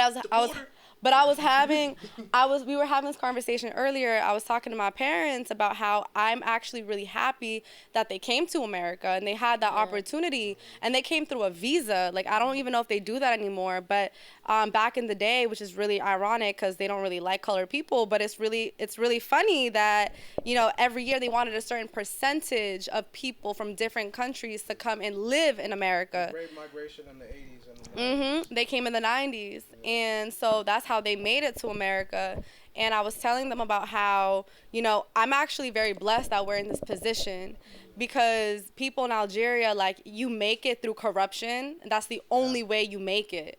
And I have, family members who have made it through corruption. And yeah, they're doing fine, but, you want to live an honest life. And that's personal preference. But I also have seen the other side of it where people are on the street begging for assistance, government assistance, because nobody's giving them shit. But at the same time, it's also kind of coming full circle where people also see America, and that's a whole other conversation, as the greatest country in the world. So y'all must have it great. But no, we bust our asses to make shit happen. And I pride myself every single day for the things that I have, for what I do, because I've always made shit happen for myself. And a lot of people, they see America like, oh my God, you guys have Hollywood, whatever. And it's like, no, it's not Hollywood. So they choose not to do anything and complain. So, I know that's a whole nother conversation, but I just wanted to give those 2 cents. Yeah, I know we're going off topic, but I wanted to jump in and say, I just feel like it's all about perspective and who you are. Yeah. Because there's a lot of people in this country who envy others abroad. Yeah. And there are a lot of people abroad who envy us. And there's a large group of African Americans who have migrated, left the U.S., made their home in Africa and Ghana particularly. And, we can have the same argument with them about how this is the best country and how nobody wants to leave here. And they'll be like, are you crazy? Do you know how I live in Ghana? Yo. I have a mansion with the AC that you're talking about, with the cable that you still have, with paved roads that you still have, with a Mercedes that you still have. And my mansion is not even, is way less than your 1 bedroom for $1,500 living up and downstairs from your neighbor. Also, I agree. I don't know about you, but I envy a country who can walk outside, pick a mango from the tree and eat it. Yeah. I envy a country who can fish abundantly and not have to worry about a permit or somebody telling you that you can only fish so many places and so many areas and so many fish at one time. There's a freedom that you have outside of America that a lot of Americans envy, including me. Yeah. I went to the third country that you're talking about. I went to Ghana. I went to Senegal. You know what I'm saying? Mm-hmm. And of course I was hot as hell in certain places and wish I had my AC. You know what I'm saying? Yeah. Of course I was eating so healthy that occasionally I wish I had a Snickers or a Doritos. Yeah. You know what I'm saying? But the fact of the matter is, I feel like if I had it my way, my retirement plan would be to get the hell up out of here and go live somewhere else with American dollars. That's what I'm just saying. Like, but with American dollars. But we were talking about American life. We were like, this is the place. I know what this you mean. is the land. But there are way more beautiful lands than this brown ocean that nobody want to swim in called the Boston Harbor. You know what I'm saying? Wait. Before we go, the whole fishing thing, what you call it? You kind of need regulations because if you overfish, you kill off the population and then fucking. You pollute the ocean, you kill off the population. That's true. Are pretty fine doing what they're doing. If we leave them alone to do what they're doing, they're gonna keep on having babies several times a week. There's abundance of food. That's what God gave us. We keep fucking it up. That's what it is. We'll agree to disagree, but okay, you go ahead. You did, Grissom. You see them garbage islands? You see all them fish fucked up in them nets and shit? That's not about us fishing too much. That's about us polluting too much. And who most particularly? Americans. We're fucking up the whole goddamn earth for everybody, including ourselves. And pretty soon, this won't be a place anybody will want to live, to be honest with you. But, that's my opinion, I believe in cycles, yeah. But it's like what Kareem said. It's about, like, it's not even us. It's the corporations. It's the ones who've been bailed out by these politicians, every year, every fiscal year. These are people who get away with murder, people who still poison the drinking waters in Detroit and even in Mississippi. People who literally, like, we could go on, but and it's just maybe to final end this question, but going off of what you were saying, it's the corporation's fault. I think corporation obviously have something to blame, but it's American way of life. We like quality for cheap. We want quantity and cheap prices. How do you get that? You have people in China working for $1 an hour. That's why you have the things you have now. The reason why your shirt only costs $25 as opposed to $50 is because they hire people in China that live in terrible conditions so that they could make the profit to stay in business and give you the cheapest price with good quality. But until you want to bring those jobs and everything like that and that money to stay in America, best believe you paying $55 a shirt. But you realize that's our downfall, right? And that's you realize that's why the so-called best country in the world has so much people in poverty, because they're not giving us those jobs. They used to with the Ford factories all around town, and your mama was at the Polaroid factory making a good pay until they brought it over there. You know what I'm trying to say? So Yeah. And that's what I'm saying. You gotta, I mean, not to go off the dude, but like that's the whole point of his slogan, "Make America Great Again." You want to bring those jobs back, and we want to obviously make it affordable. But then again, if you want to bring those jobs back, you have to look at, all right, legally, what does a full-time employee need? It's expensive to hire. It is, yeah. It's expensive to hire. Minimum wage is so minimum wage, that screws up everything, because if you're gonna bring those jobs back, then yeah. too many people be rich and too many rich people. The minimum wage is right. It's like nobody has to be poor, and it's also like we live in one of the richest states in the fucking country, like number 3, I think. So it's like we have more than enough resources to distribute funds. So you would have people to have to take want away to do the from people. jobs. You have to like, take away from people. People would have to want to do the jobs, The rich? but like Yeah, they have plenty. people are able to do the fucking jobs. If you tax 100% of all the billionaires in America, which is only 300, right? 100%, you can't even pay off the student loan debt. If you just take a couple of diamonds off Queen Elizabeth's crown, That's we will England. all be set. I mean, that's You in know what I'm trying to America. say? So this is all like an you know how illusion. much The shit that money, she the owns? numbers, the value, It's a it's all game. an illusion. That's what oppression is. You know, the very wealthy want to make sure there's always somebody to drive their asses around. Why did you There's buy a always house? somebody to shine their shoes. Now, if I was a very rich and corrupt and had no morals, I would make sure that continues. But You know what I'm that's trying to say? why is that your But if I perception of wealthy cared people? about everybody eating, you know what I'm saying? I would put everybody on. But if you're very wealthy and selfish, you know what I'm saying, and in control, you're going to make sure that there's always someone to shine my shoes and my children's shoes and my children's shoes. And if I have to take from a whole country and completely drain them and make them all poor and starving, I will, just to keep my diamonds shiny. We want to It's live vanity. in a utopia, but you know what I'm we saying? can't. I mean, there's no such thing as full equality, and like I said, there's with people with abundance, there's people with less, and it has to be that way. But it Because- doesn't have because- to be. no, I'm Remember, saying, there's because 7 we don't black live- billionaires in this country. Because we So don't I live. feel like I'm just saying. Go She ahead. said, "But why?" Like, I mean, I wouldn't want it to be that way either. I want equality and everything to be perfect, but we don't live in a utopia, and that's not how it works with resources. It runs out. If you look at the situation in Sri Lanka, they're taking away the fertilizers, and the reason why we even went from 4 billion people to 7 billion is because they've been artificially growing plants. Being able to produce more kids and to feed more people. Now they're starting to do it organically, meaning that food shortage is going to go away, and then there's going to be a lot of people dying. But the word you used was, it has to be. Do you know Because how we don't live in a strong to utopia. say that something must be? You're saying that it was destined by God if you believe in those. You're saying that it must. You're saying that that's the only way. option when you say it has to only be. way. And I'm here to tell you that it's not. You know Because of why? human But error. look, That's why I say it's the only way, because it's human error. We were talking about humans are just corrupt. So like for us to think that all humans are going to be saint and they're going to be nice and they're going to share, it's impossible. Okay, look, say you don't share, right? Yep. Say we go back to my grandmother's days when they from Georgia, Yeah, right? My family's from Georgia too. My great-grandmother died at 99. She was healthy as can be. Why? Because she reminisces about the days where everybody had a farm. but wasn't Not those babies every worse? corner had a grocery store.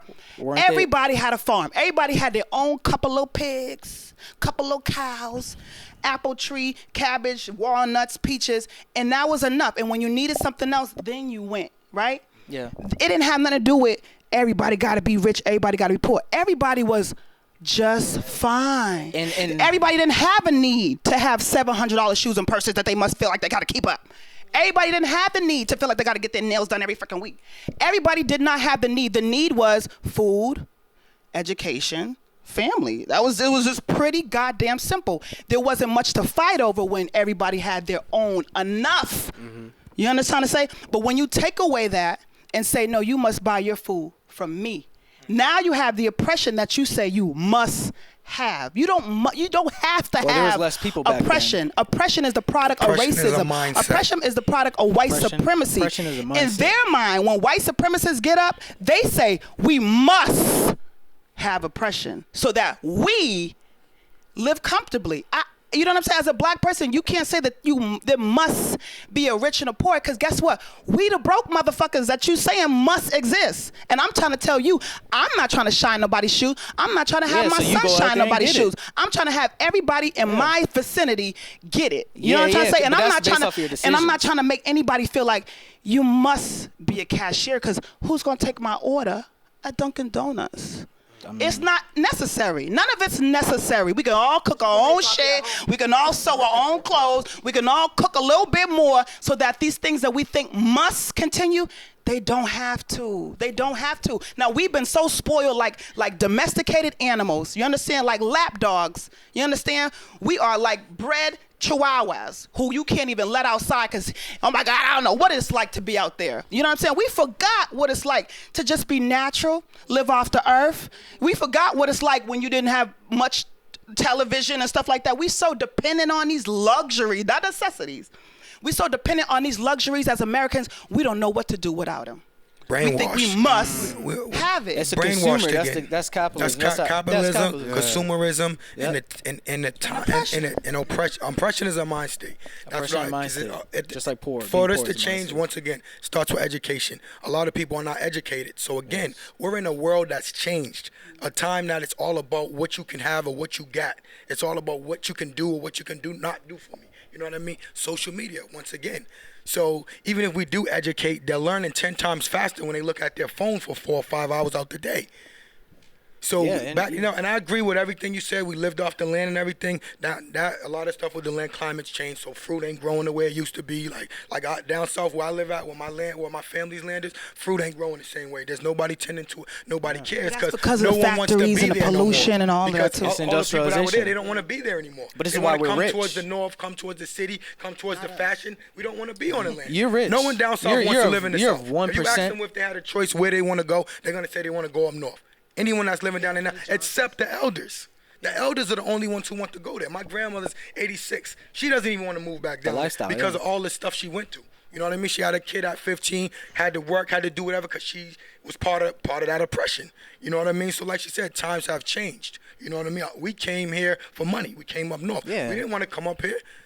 We would have rather stayed down south and been okay with the food. We got our green tomatoes. I used to go take it, fry green tomatoes, and have a little cow. My grandmother had cows. Her kids. We don't want to be down here. We want to go to New York.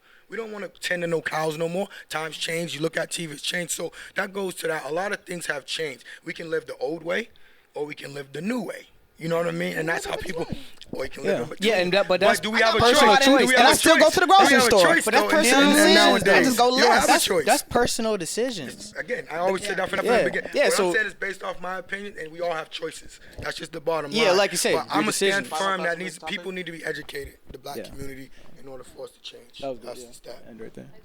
Education. Is the Education. key. Any final thoughts on this topic? We're gonna take a break after this. Final thoughts? No final thoughts. This On is a that good note, conversation. we'll take another I break. appreciate it All being right, here. all right, break time. Show and Tell Boston After Dark. We're here again on an African American panel.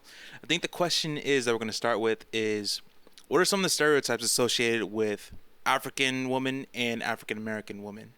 Let me just say this: tradition and culture. That's the only. Those are the two things that separate. Are Those African two. women seen as like combative? I mean, African or African American women? African American. No, I said African. Are African women seen as that? Because I know African American women are seen as I'm for combative. African American women, being as though that I'm African American. Anyone can be combative.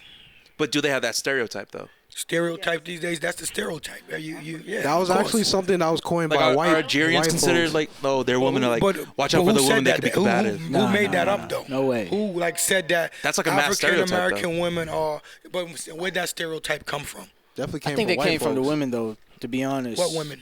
Group of what women? The African American women. No. They made it, but they made it up themselves. They didn't make that stereotype about themselves. Oh, not the stereotype, Where did but that come from? I mean, let's look at stereotypes, though. Like, I mean, there's a little bit of truth in the stereotypes. Yeah. They don't say these things for no reason, though. And then even then, it's like, you can look at a stereotype and you can analyze it. If it happens more frequently, usually in your life, even though it's anecdotal, it's like they say it for a reason. Let me ask I you. can look at my life and it's just like I can see some stereotypes Those that two are definitely comparisons. true. Okay. What are Because some of- literally, even the women in the culture, Mhm. like, bro, like my whole side of the family is like that. So what does that mean? It's like, what am I supposed to think? Like, what's the stereotype? Like, are you saying like the whole just We like spoke on loud? that, the why that is that way too. Oh, okay, the why. Like who's perpetuating? It all comes back to like politics, to be honest with you. I think like in the poverty state and the handouts, and now women don't need men. You don't need a man, and now you can talk to a man any type of way. That's what it is. And is that like so most you're Nigerian? Does that like are those like the same values that Nigerian women have? I think it's definitely different. So like, from my what I can say is my mother, like, she was definitely combative when it came to like, my parents, like, cause they didn't really like each other until like we started, like, me and my siblings, we started growing up. We started seeing it visually. Like, we would also put two and two together. Like, why do we have to go all the way to Braintree to hang out with dad? You know what I'm saying? Or why do we have to live in Florida with dad? You know what I'm saying? Like, it was, so like that was kind of like an ongoing thing, and they would always argue. But it's like I feel like it also kind of stems with from like kind of like the traumas and tribulations that they went through when they were young, and their ability to not really like either address it, or they find ways to kind of like exert it upon us. So like that was kind of like one of the things that we had to like learn how to unlearn. Even growing up, she would always tell us like, yo, you don't go to Roxbury, you don't go across the street, you stay on this street, you don't go nowhere. You know what I mean? And it was kind of like we had to adjust to that growing up. But I don't think I answered the question for. I feel like In multiple layers. yeah, I know. I'm holding it mad stable. I can hold it for. Thank you. You shaking, you ain't holding nothing. Right. You worse with your white shirt. It's gonna have to take the. Another woman to hold this.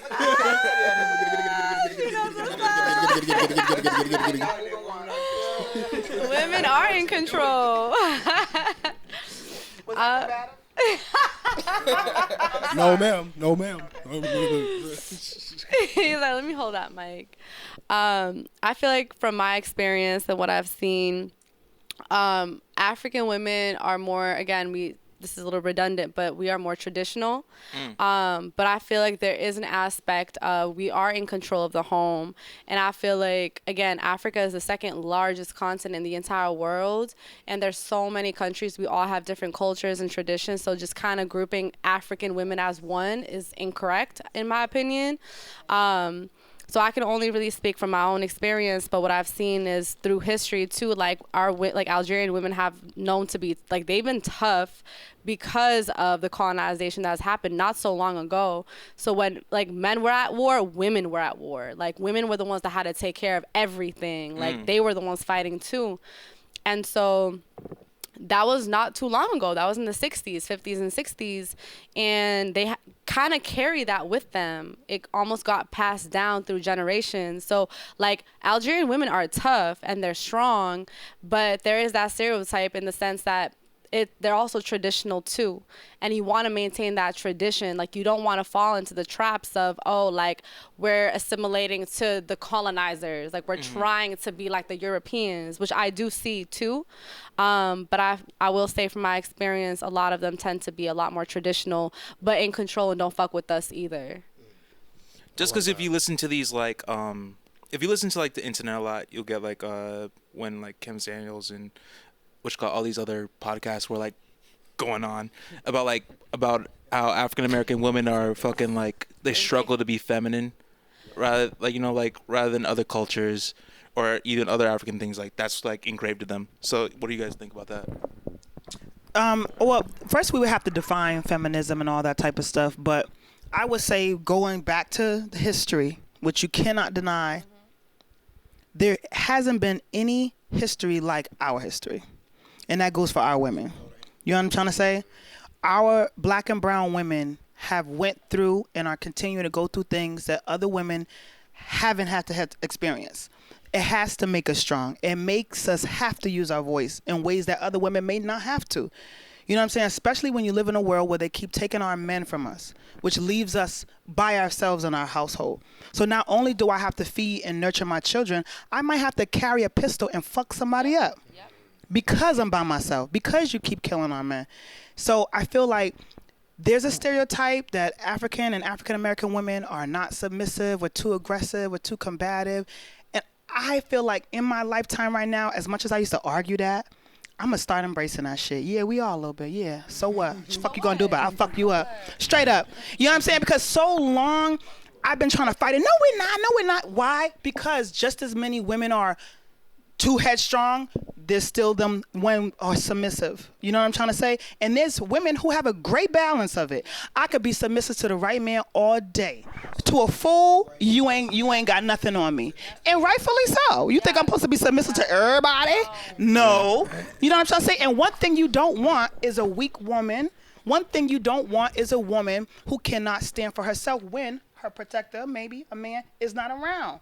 You know what I'm trying to say? As much as you don't want your woman arguing with you, at the end of the day, you want her to be strong enough to protect herself and the children. So I would say there is some truth to that because of history. We have to be strong.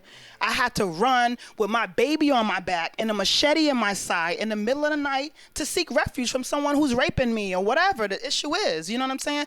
But at the same time, you know damn well there's submissive black women. You know that. That's a part of us. We love to cook and clean for our man and bust it down and give him some and everything, but for the right one. That's really what it boils down to. Right. So you're conditionally feminine. As you should. You're a woman. You wanna obviously. Lean into your femininity. Yes, I want to be able to. You know. So would you say that there's not a lot of guys out there that you can submit to? No. So there's something wrong with guys in the community. Yeah.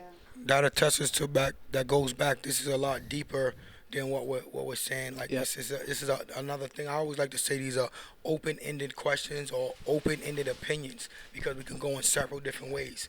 I'm a black man from the community who might have mistreated black women at some point in time because I didn't know no better or didn't care or that's what I seen or what I learned. Yeah. So my whole thing with life now and with like helping people, and I got a lot of people that call me young men, people from the streets. I've been in a lot of different things and I try to help out, is that people don't know. They don't have the education. They don't know. And that's what I feel for, like, my folks, we don't know. Yeah, my mother and my grandmother raised me. My mother was on drugs. My grandmother raised me. My aunt raised me. All women raised me. There were no men around. My uncles were around. Even now we're having arguments in the family, like, why wasn't you there? Why didn't you step up? Because now I'm older now, and the women, his children, they respect me as the male. They all call and checking on me. I got all women around me. My cousin and my brother were killed.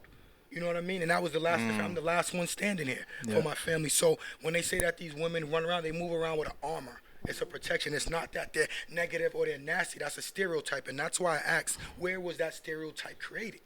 You know what I mean? Because the black man didn't say that because you didn't have a voice because you're in prison.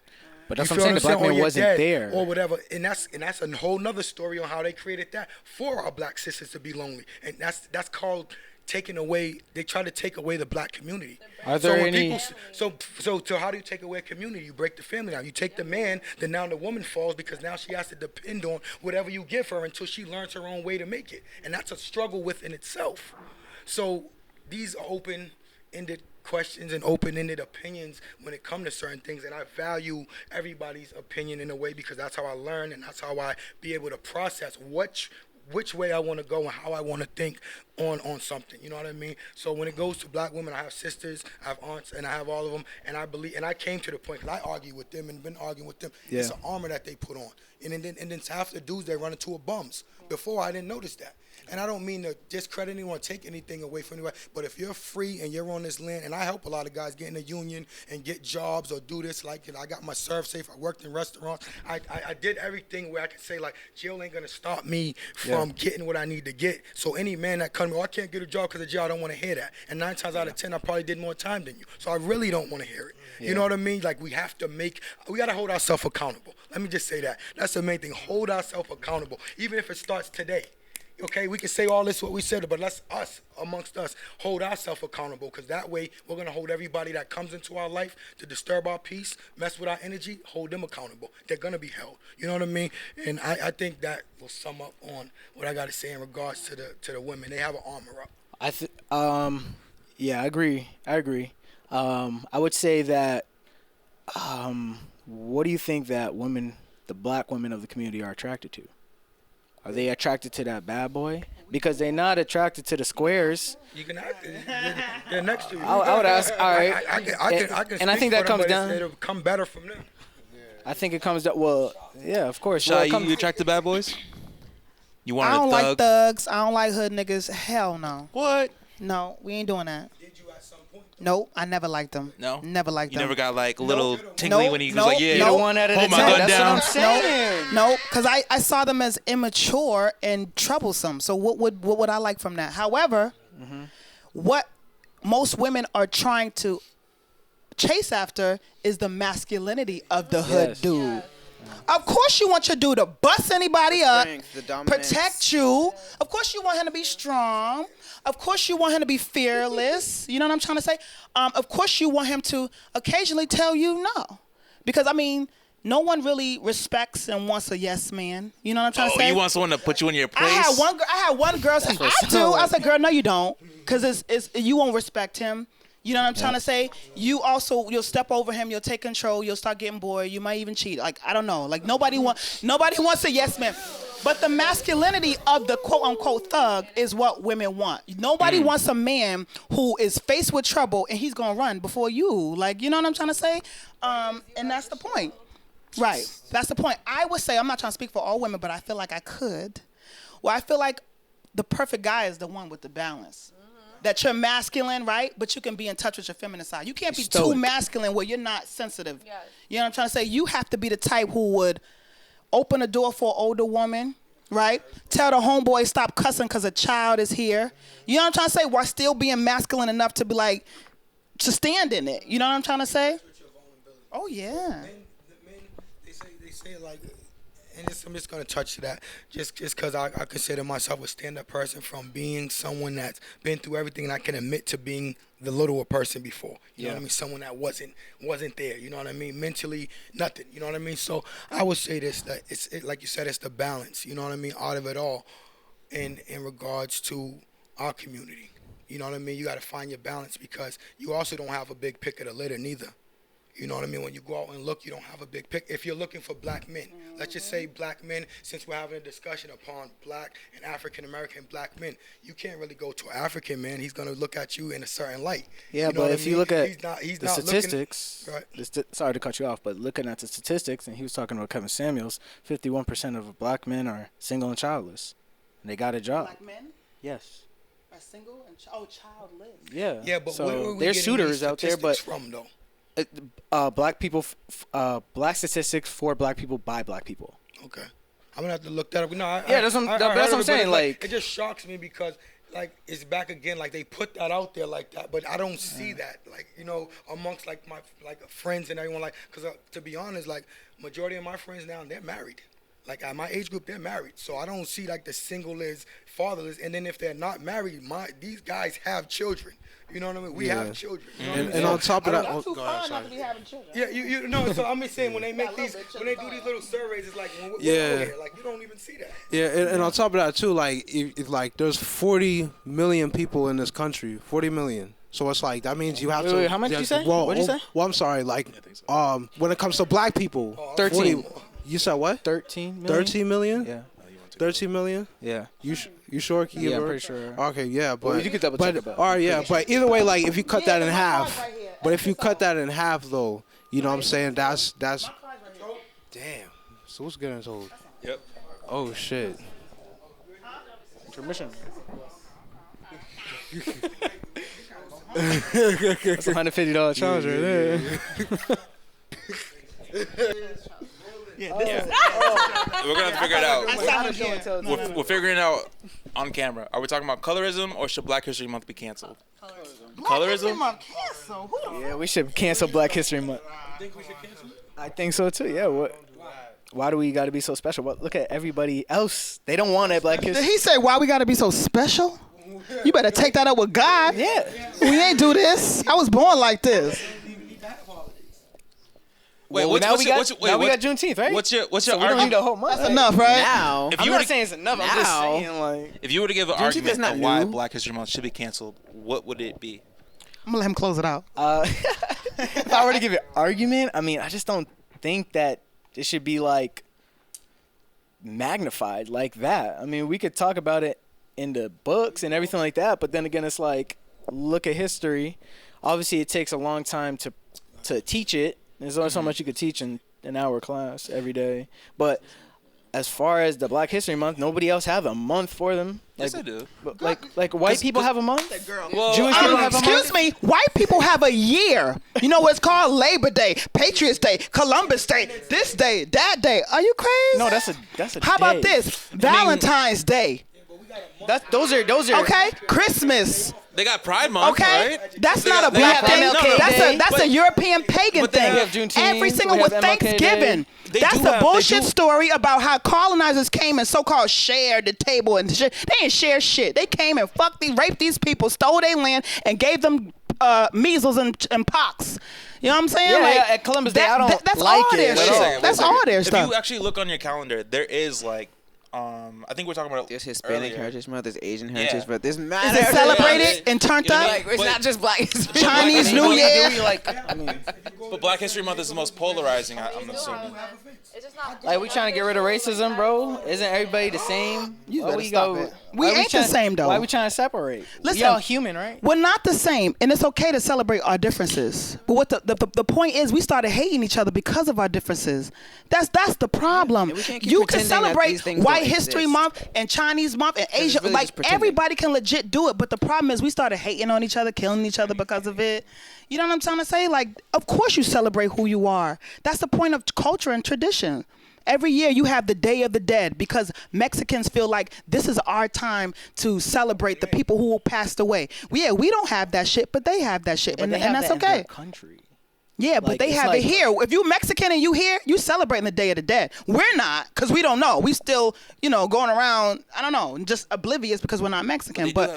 They do have Hispanic Heritage Pride Month. I mean, I just don't. Why should anybody have a month? Like, what's? Let me ask you a question. What's your shouldn't they? ethnicity? What's your? Well, I'm slave descent and I'm Algerian. So my dad was an immigrant that came to America, and my mom was from slave descent. She lived in Buffalo. So what's slave descent? What does that mean? Her family was from Georgia, and my great grandmother was a slave. So you identify yourself as a slave before you identify yourself based off your nationality, or identify country of myself origin? as just my name, like who I am.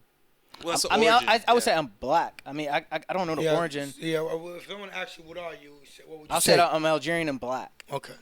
Me personally, I don't like the term African American. But this conversation, it makes sense. Because that's not. I'm not. I mean, like, yeah, my roots are from Africa. I mean, of course, because if I'm from slave descent, they came over. But I would just say I'm black. Like. Okay, now as an Algerian, Yeah. are there traditions that you and your family celebrate every year? No. No, there's no dinner. There's Well, that's no. on my father's side, and he passed away. Okay. So I You don't didn't have a chance. Okay. Yeah, Well, that's what I'm yeah. saying. Like on the black culture in me, like I've only been raised like that. Right. I haven't been to Algeria. I haven't don't, either. I don't know nothing about it, but I guarantee you, they have celebrations, they have food, they have dance, 'Cause they they have live in music that you're Algeria. missing out on. That's what I'm Right trying to say. They don't now, have an Algerian month here in America. but you and yours can do that. We don't need it. Somebody is. They might not be doing that in Where's the Boston. biggest month Where's the in the biggest year for stronghold everybody? Algerians at? No, but the Is thing it is, in I within want to. within Like the Cali, where's Algerian the biggest community, stronghold? they're doing it. You just haven't got the Why invite. do You know what I mean? I don't need a recognition. People that are traditional and they Say it do. again. Oh, sorry. Where you from? Where you from? Yeah, I'm Algerian. She's Algerian. Oh, you too? Yeah. Oh, shoot, y'all related? That's Maybe, a I don't know. stereotype, y'all right. No, that's a possibility. Yeah. No, I mean like there's not enough months back for to everybody. the Now, fact being of sorry, being African-American Algerian, month. you already mentioned something. You mentioned the head, the The wet head wrap. Right. The hair Now, are wrap. there traditions that you and your family celebrate? And maybe you don't know about it. Maybe you just know about it, but you haven't done it yet. Well, nah, there's plenty Yeah, of yeah. nah, we got plenty of traditions and holidays and shit like that. Like everybody's always celebrating something. Right. Now, back to you. You don't see Oh, a reason to celebrate who you are, what you came from, or forget about celebrate. You don't see a reason to remember where you came from every year, put on the garments that you don't normally wear, eat the food you don't normally eat. Well, he's Right, but that's what I'm saying. Recognition. Right. Yeah, he's disconnected from his culture, so he wouldn't Back to really what we see were the- saying, African American, the state of course. African American That's why I month, said that's black. your opinion about not that month not being recognized, or any month being recognized. That's just solely your opinion. The rest of the world and myself personally, I want that to be recognized, because I want my grandchildren, I want my children, first of all, my grandchildren and the grandchildren to come to know exactly where they came from, to an extent, because they're already wiping it out in American school history of where we came from. They're talking about Hiroshima bombs in Japan, which caused cancer, instead of where half these people came from in this class. And you're asking why they don't identify with you and why they're not learning at a higher rate, because you're talking about things that don't pertain to them.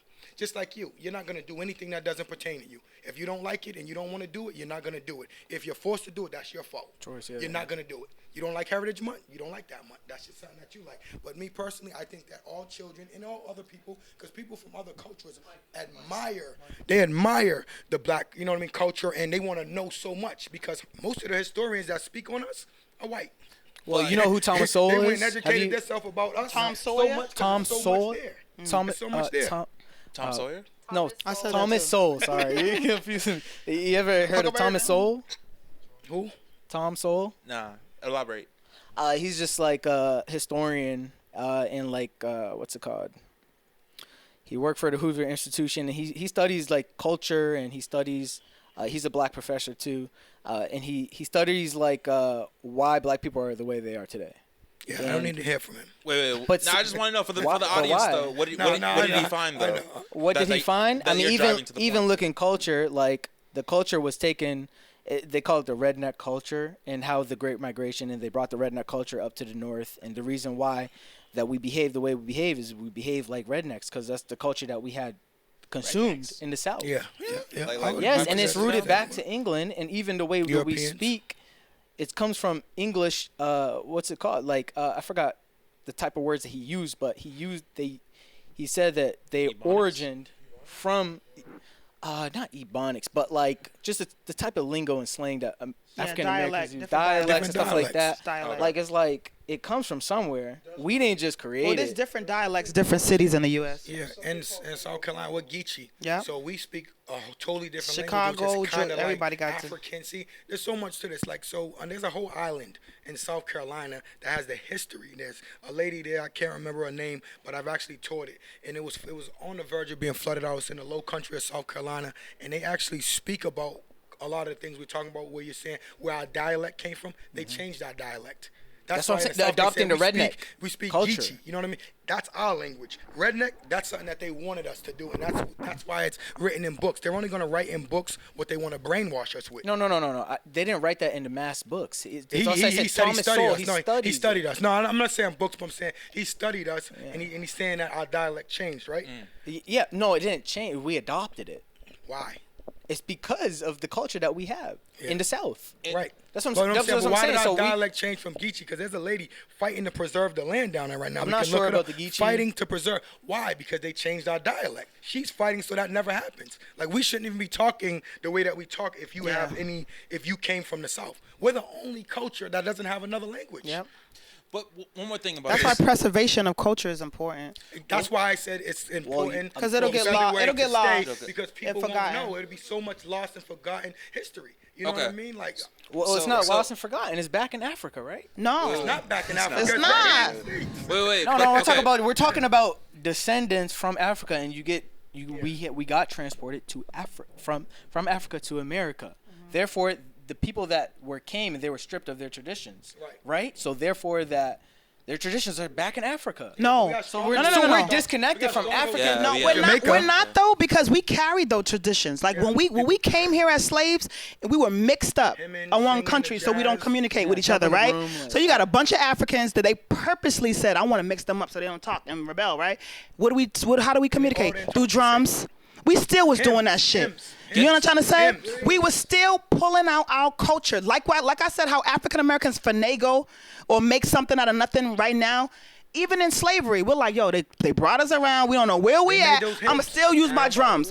I'ma still test the earth, the soil to see if it's good for the. I'ma still see if the rain. I'ma still follow the sun. I'ma still follow we don't the do that stars. though no more. I'ma still follow. Cause guess what? How would anybody be free in a time with no GPS and no cell phones and no? So because we were still following our traditions of the earth and everything. Following We the followed that shit all the way out to freedom. We didn't have nothing but who we remembered ourselves to be.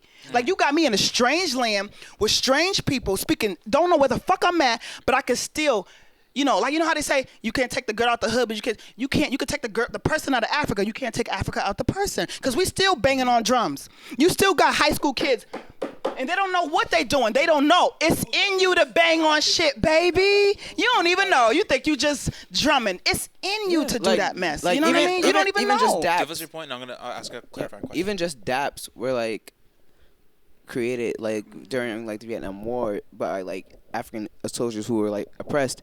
And like, this is a little bit off topic, but going back to like hairstyles, like they literally braided cornrows so people who were escaping slavery could find their fucking way through the paths. They were braiding routes into their hair. That's why it's so fucking offensive when people take credit for that shit. And like, there's people who are why do they call people Uncle Toms? who are losing their jobs. Why do black people call other You people? You don't want to be one of those. Somebody call you one of those? Do you know this? I'm just saying, like, do you know the story of Uncle Tom? I Most people definitely don't. do. I know the story of Uncle Tom, Buck, You know the story Mammy, of Uncle Tom? He's a hero. all of that. He's a hero. Hero to who? To black? What do you mean? He's a hero. All right. We need He used A close deception. Are you Used gonna give deception. one of us got to give the history of Uncle Tom, because I don't even know that story. Pretty tell me much, something I don't know, he yeah. acted white and deceived white people into freeing slaves. Oh. You see, you don't. Now, but however, And if you read his book, I still don't want to be one. Now, explains- there could be- of course, because the negative connotation No. that black people but look, put on it. there could be an original Uncle Tom. There could be an original Uncle Tom, right? Who did Well, he that, wrote right? the book. That's what I'm saying. But then there's the one who was a snitch. The And Uncle Tom? I'm a curse. That's Uncle He was a Ruckus. snitch, bitch, okay? Straight up. He was the No, but one black people created telling that on slur you for black because y'all people. plotting to leave. He wanted to be so close to Massa and on Massa's good graces that he was willing to snitch out his own people. You know what I'm saying? Massa gave him a little bit more bread, gave him a little bit more pork, and he felt like that was good enough to say, I'm on Massa's side, and if I see any of y'all plotting, I'm snitching. So I don't know how it transferred. Maybe there's two different Uncle Tom. Maybe that's the original Uncle Tom, and maybe No, Uncle I Tom. mean, it's from his book. He wrote a book. So they just fucked up his. They fucked up his name and his reputation then. Of course, Because that's I what I'm trying call to people say. Uncle Toms all the time in social Exactly, media. but if you don't know, it's like, You know why what are I we mean? calling? It's like, where does it come from? Why do we call this? You know people what? That? You know what? Maybe Uncle Tom can stay where it is because what I'm thinking about is the coon. The coon is. I don't know the story behind that. The coon. Yeah, I don't know. Yeah. Some So raccoon, you just taught me something about But Uncle that's what I'm Tom. saying. So- like, Yeah. This is the Yeah. last clarifying question, and rolling back to about should Black History Month be canceled. So one argument is like Black History Month needs to be here because it preserves the culture, it educates us to do it. And I think what was the other argument was that like Black History Month is a month that separates Black people from whatever, and it gets people to like. separates when we need to have equality, right? It was like, why highlight people if we're trying to get rid of racism? Doesn't Black History Month kind of polarize? Remember, that? racism is prejudice. Prejudice. If we're trying to get rid of Getting prejudice, rid of prejudice doesn't have anything to do. You can't get rid of history. It happened. Tell me what Malcolm X did around here. Tell me what Martin Luther King did. It's not a prejudice thing. It's history. It's history. But And aren't- guess what? final And guess days. what? To give you this equality that you're asking for, this should be an everybody month. That's what I'm Whether saying. or not it's represented on the culture, you and your people should have a month. all I in You devil's- and in- yours should all have a month. In Devil's Advocate, Whether it's though, not on the enough calendar, months. whether they give you that day off of work, have that shit. in Devil's Advocate, though, aren't you just highlighting the things that are just dividing us? No, why would you? What is dividing you? If I tell you about, I'm just being general as hell about Martin Luther King. What is dividing you by telling you about his plight and what he did? Because guess what? I taught at the Martin Luther King School. His mural, his pictures is right in Roxbury. It's all around because he actually visited that school. He actually did a speech at that school. You understand what I'm saying? And he's a big deal at the Martin Luther King School. Now, we got the Martin Luther King School and don't know, none of them kids know what Martin Luther King do. Don't you think that's a goddamn shame? That's a shame. Yeah. I know, but I refer back to Martin Luther King. Also, let me tell you something about Americans. Even Martin Luther King. No disrespect, we one of the most uneducated folks on this planet. You know why? Because of what you're trying to do. I'm not trying to erase anything. Well, not erase it, but you're not trying to put history in the forefront. You have to understand your past to know where you're going. You can't make it seem like things don't matter. Appropriating shit like somebody else did it. I'm not saying that. You must know where it came from. She just said they don't even know damn about MLK like that. In the MLK school, it's sad as hell. Right? Change the curriculum. Yeah. That's Education is key. Education is like change the curriculum. We can have a month for it, but then again, it's like if we don't have a month, why can't our parents and grandparents, they know about him? Why can't we teach our own kids? But why do we need the system to teach? Because we happen to live in a world that's dominated by Europeans, and they've been working so hard to lie to us and erase history. And let me tell you something, as an educator, do you know they're literally coming out with textbooks that are purposely saying, we're going to take away the word slaves. We're going to put like volunteer workers. We're going to take do you really want that? You really want kids to really be uneducated about the earth? Because right now we can learn about astrology. We can learn about so many things that have nothing to do with race. But you know what I'm saying? It's all necessary information. I'll be honest. I'll be honest. Don't teach people these things, like we will revert back to the same shit. Yeah. I think we're just too far gone. How? Oh, it's here. No, I'm saying people are fucking slaves now. No, I'm saying, well, this is why. No, listen.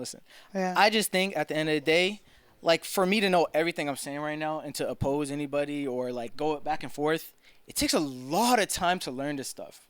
And it's not even like it could be covered in an hour's worth of class every day. Like you have to go above and beyond to learn. Even money, you got it. They don't teach that in school. It's a shame, but they should. But they don't. But guess what? You gotta go out there after school like I used to do. I used to go to class and I used to come back to the library and I read a book about financial literacy. I would literally make a book like that. I would read a book like that, one book every month. By the time of it, I'm educated. Like, but I can't force somebody to teach me about something I need to know, bro. It's a sole responsibility. That's a sole responsibility. And that's passed down by generations if they got the money. You see what I'm saying? So if it's going to start with us today to build the generational wealth, all I know is I'm going to be somebody one day and I'm going to make it and I'm going to have means. And when I have my kids, I'm going to teach them that. I'm not going to be dependent on no school system to tell them, you need to change and educate them. If not, I'll take my kids out of public school. Well, that's why I don't work this hard today is because I want to bring them to private school so I can have a say. But you need money. That's what I'm saying. You need money. At the end of the day, it's education. And if you can't find, and anybody can find this stuff. So the excuse of, oh, well, they're not teaching, they never taught me anything. They never taught me anything too, bro. I went to the library.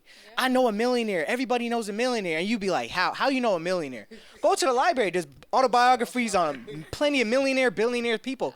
But guess what? Nobody want to go to the library. Nobody want to read that extra 15 minutes a day to do something. They don't want to do that. So you rely on other people to say, oh, you need to do something about educating my kid.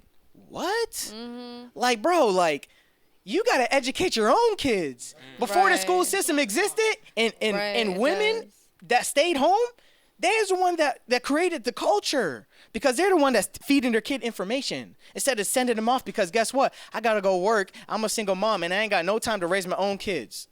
Mm-hmm. Or even if I'm in a relationship and it's 50-50, well, I want it to be 50-50, and I want to work because I want to have my own money. But then again, once you're working, you're taking away from time from your kids. So ideally, in a situation, if I were to ask you, if you were a woman, I would ask you, is your ideal situation to work 8 hours a day and not be with your kid in the most vulnerable years? They would all say no. They would rather say, I'd rather be staying at home because they want to influence their kid and not letting other people in the outside world influence their kid.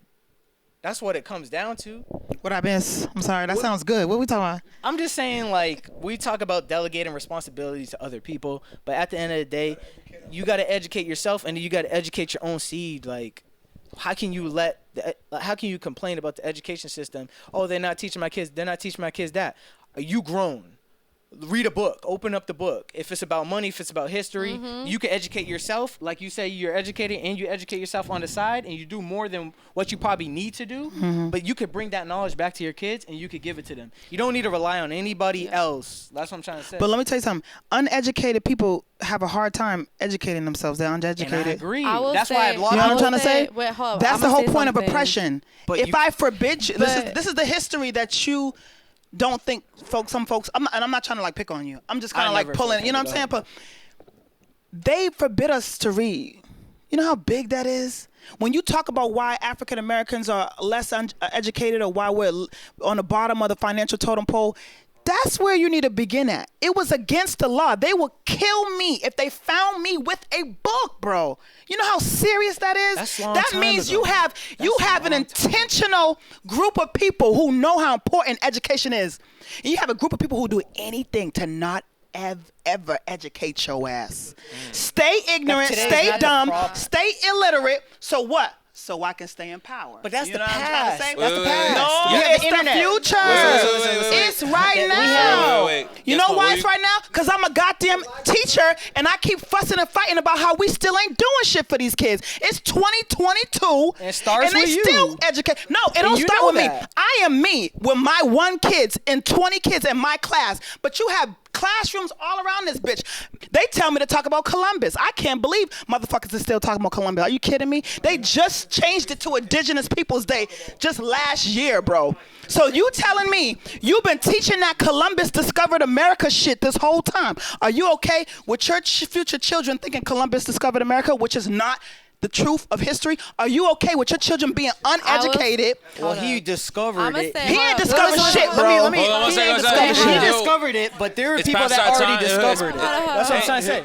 It's past time. I think he's a terrorist. He got lost. He got lost. He made a U-turn and said, "Oh, what's this?" You understand? Hold on.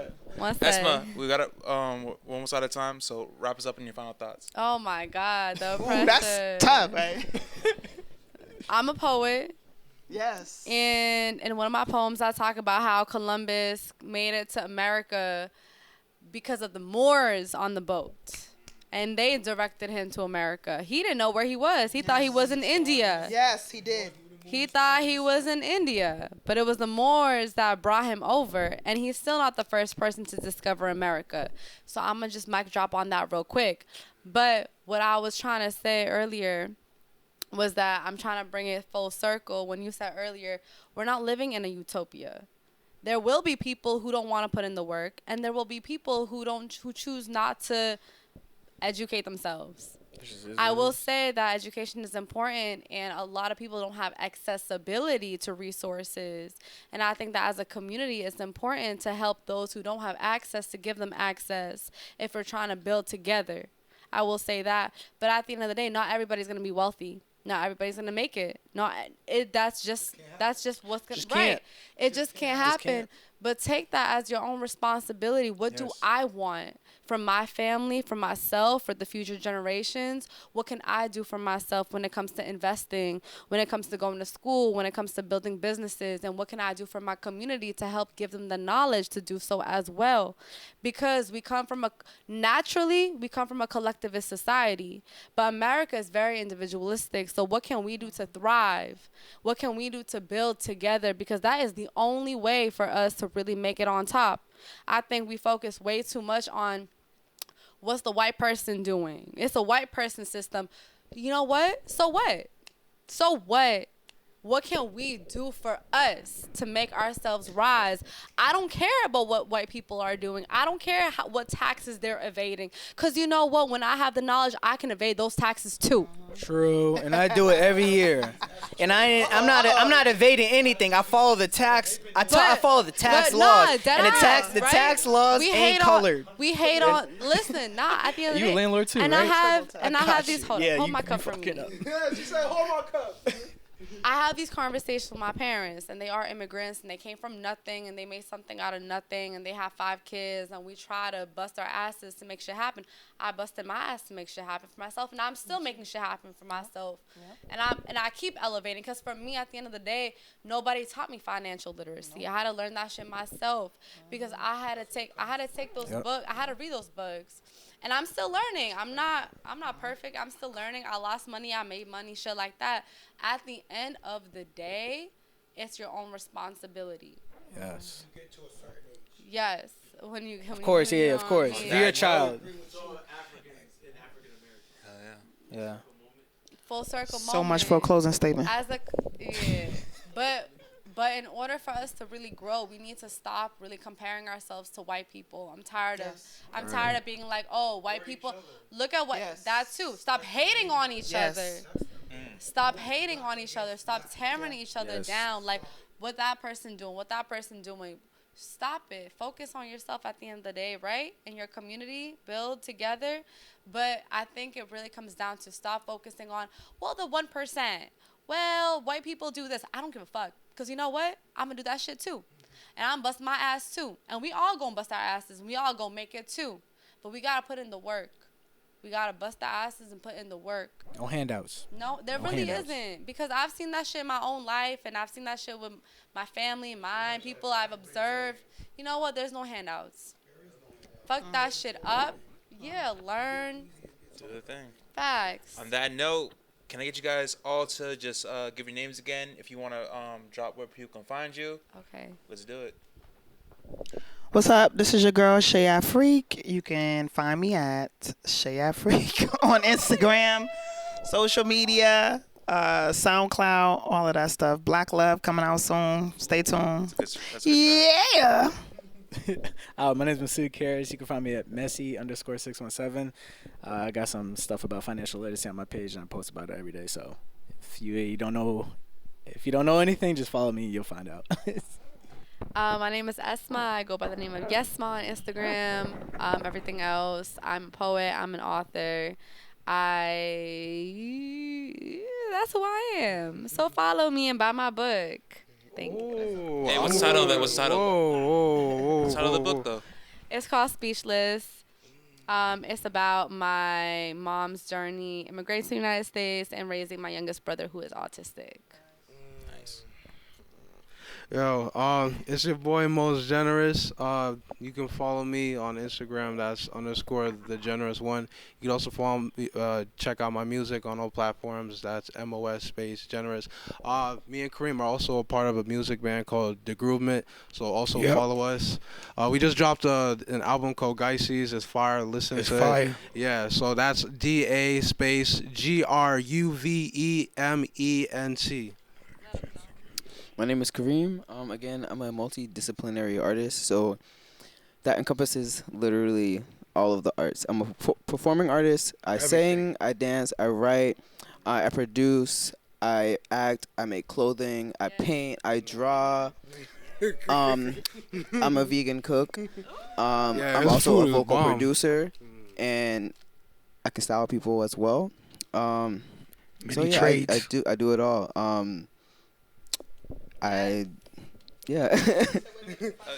Yeah, you can find me on all platforms. At Retrospect. Well, actually, no. So, on Instagram, it's Retrospect, which is RETR0SPEKT_, and on Twitter, it's Roxbury's Finest. So that's ROXBURYS.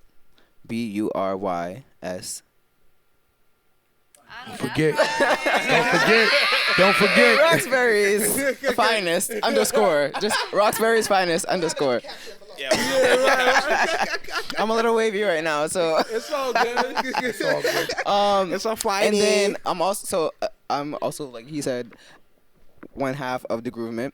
But I'm also a solo artist, so Kareem, Karim, on all platforms. I have an EP called Humanity, which is spelled HUEMANITY. Stuck in Time is my second project, and I'm working on some shit right now. So Hell yeah. Nice. Let's go, brother, man. Yeah, my name's Chill. I'm from Boston. Boss Boy Management is my company. We help artists all throughout the city, mainly the urban press, educating them on the entertainment industry, how to monetize their views, their money. So if you have any questions in regard to that, reach out to me at Chill2Cool or Boss Boys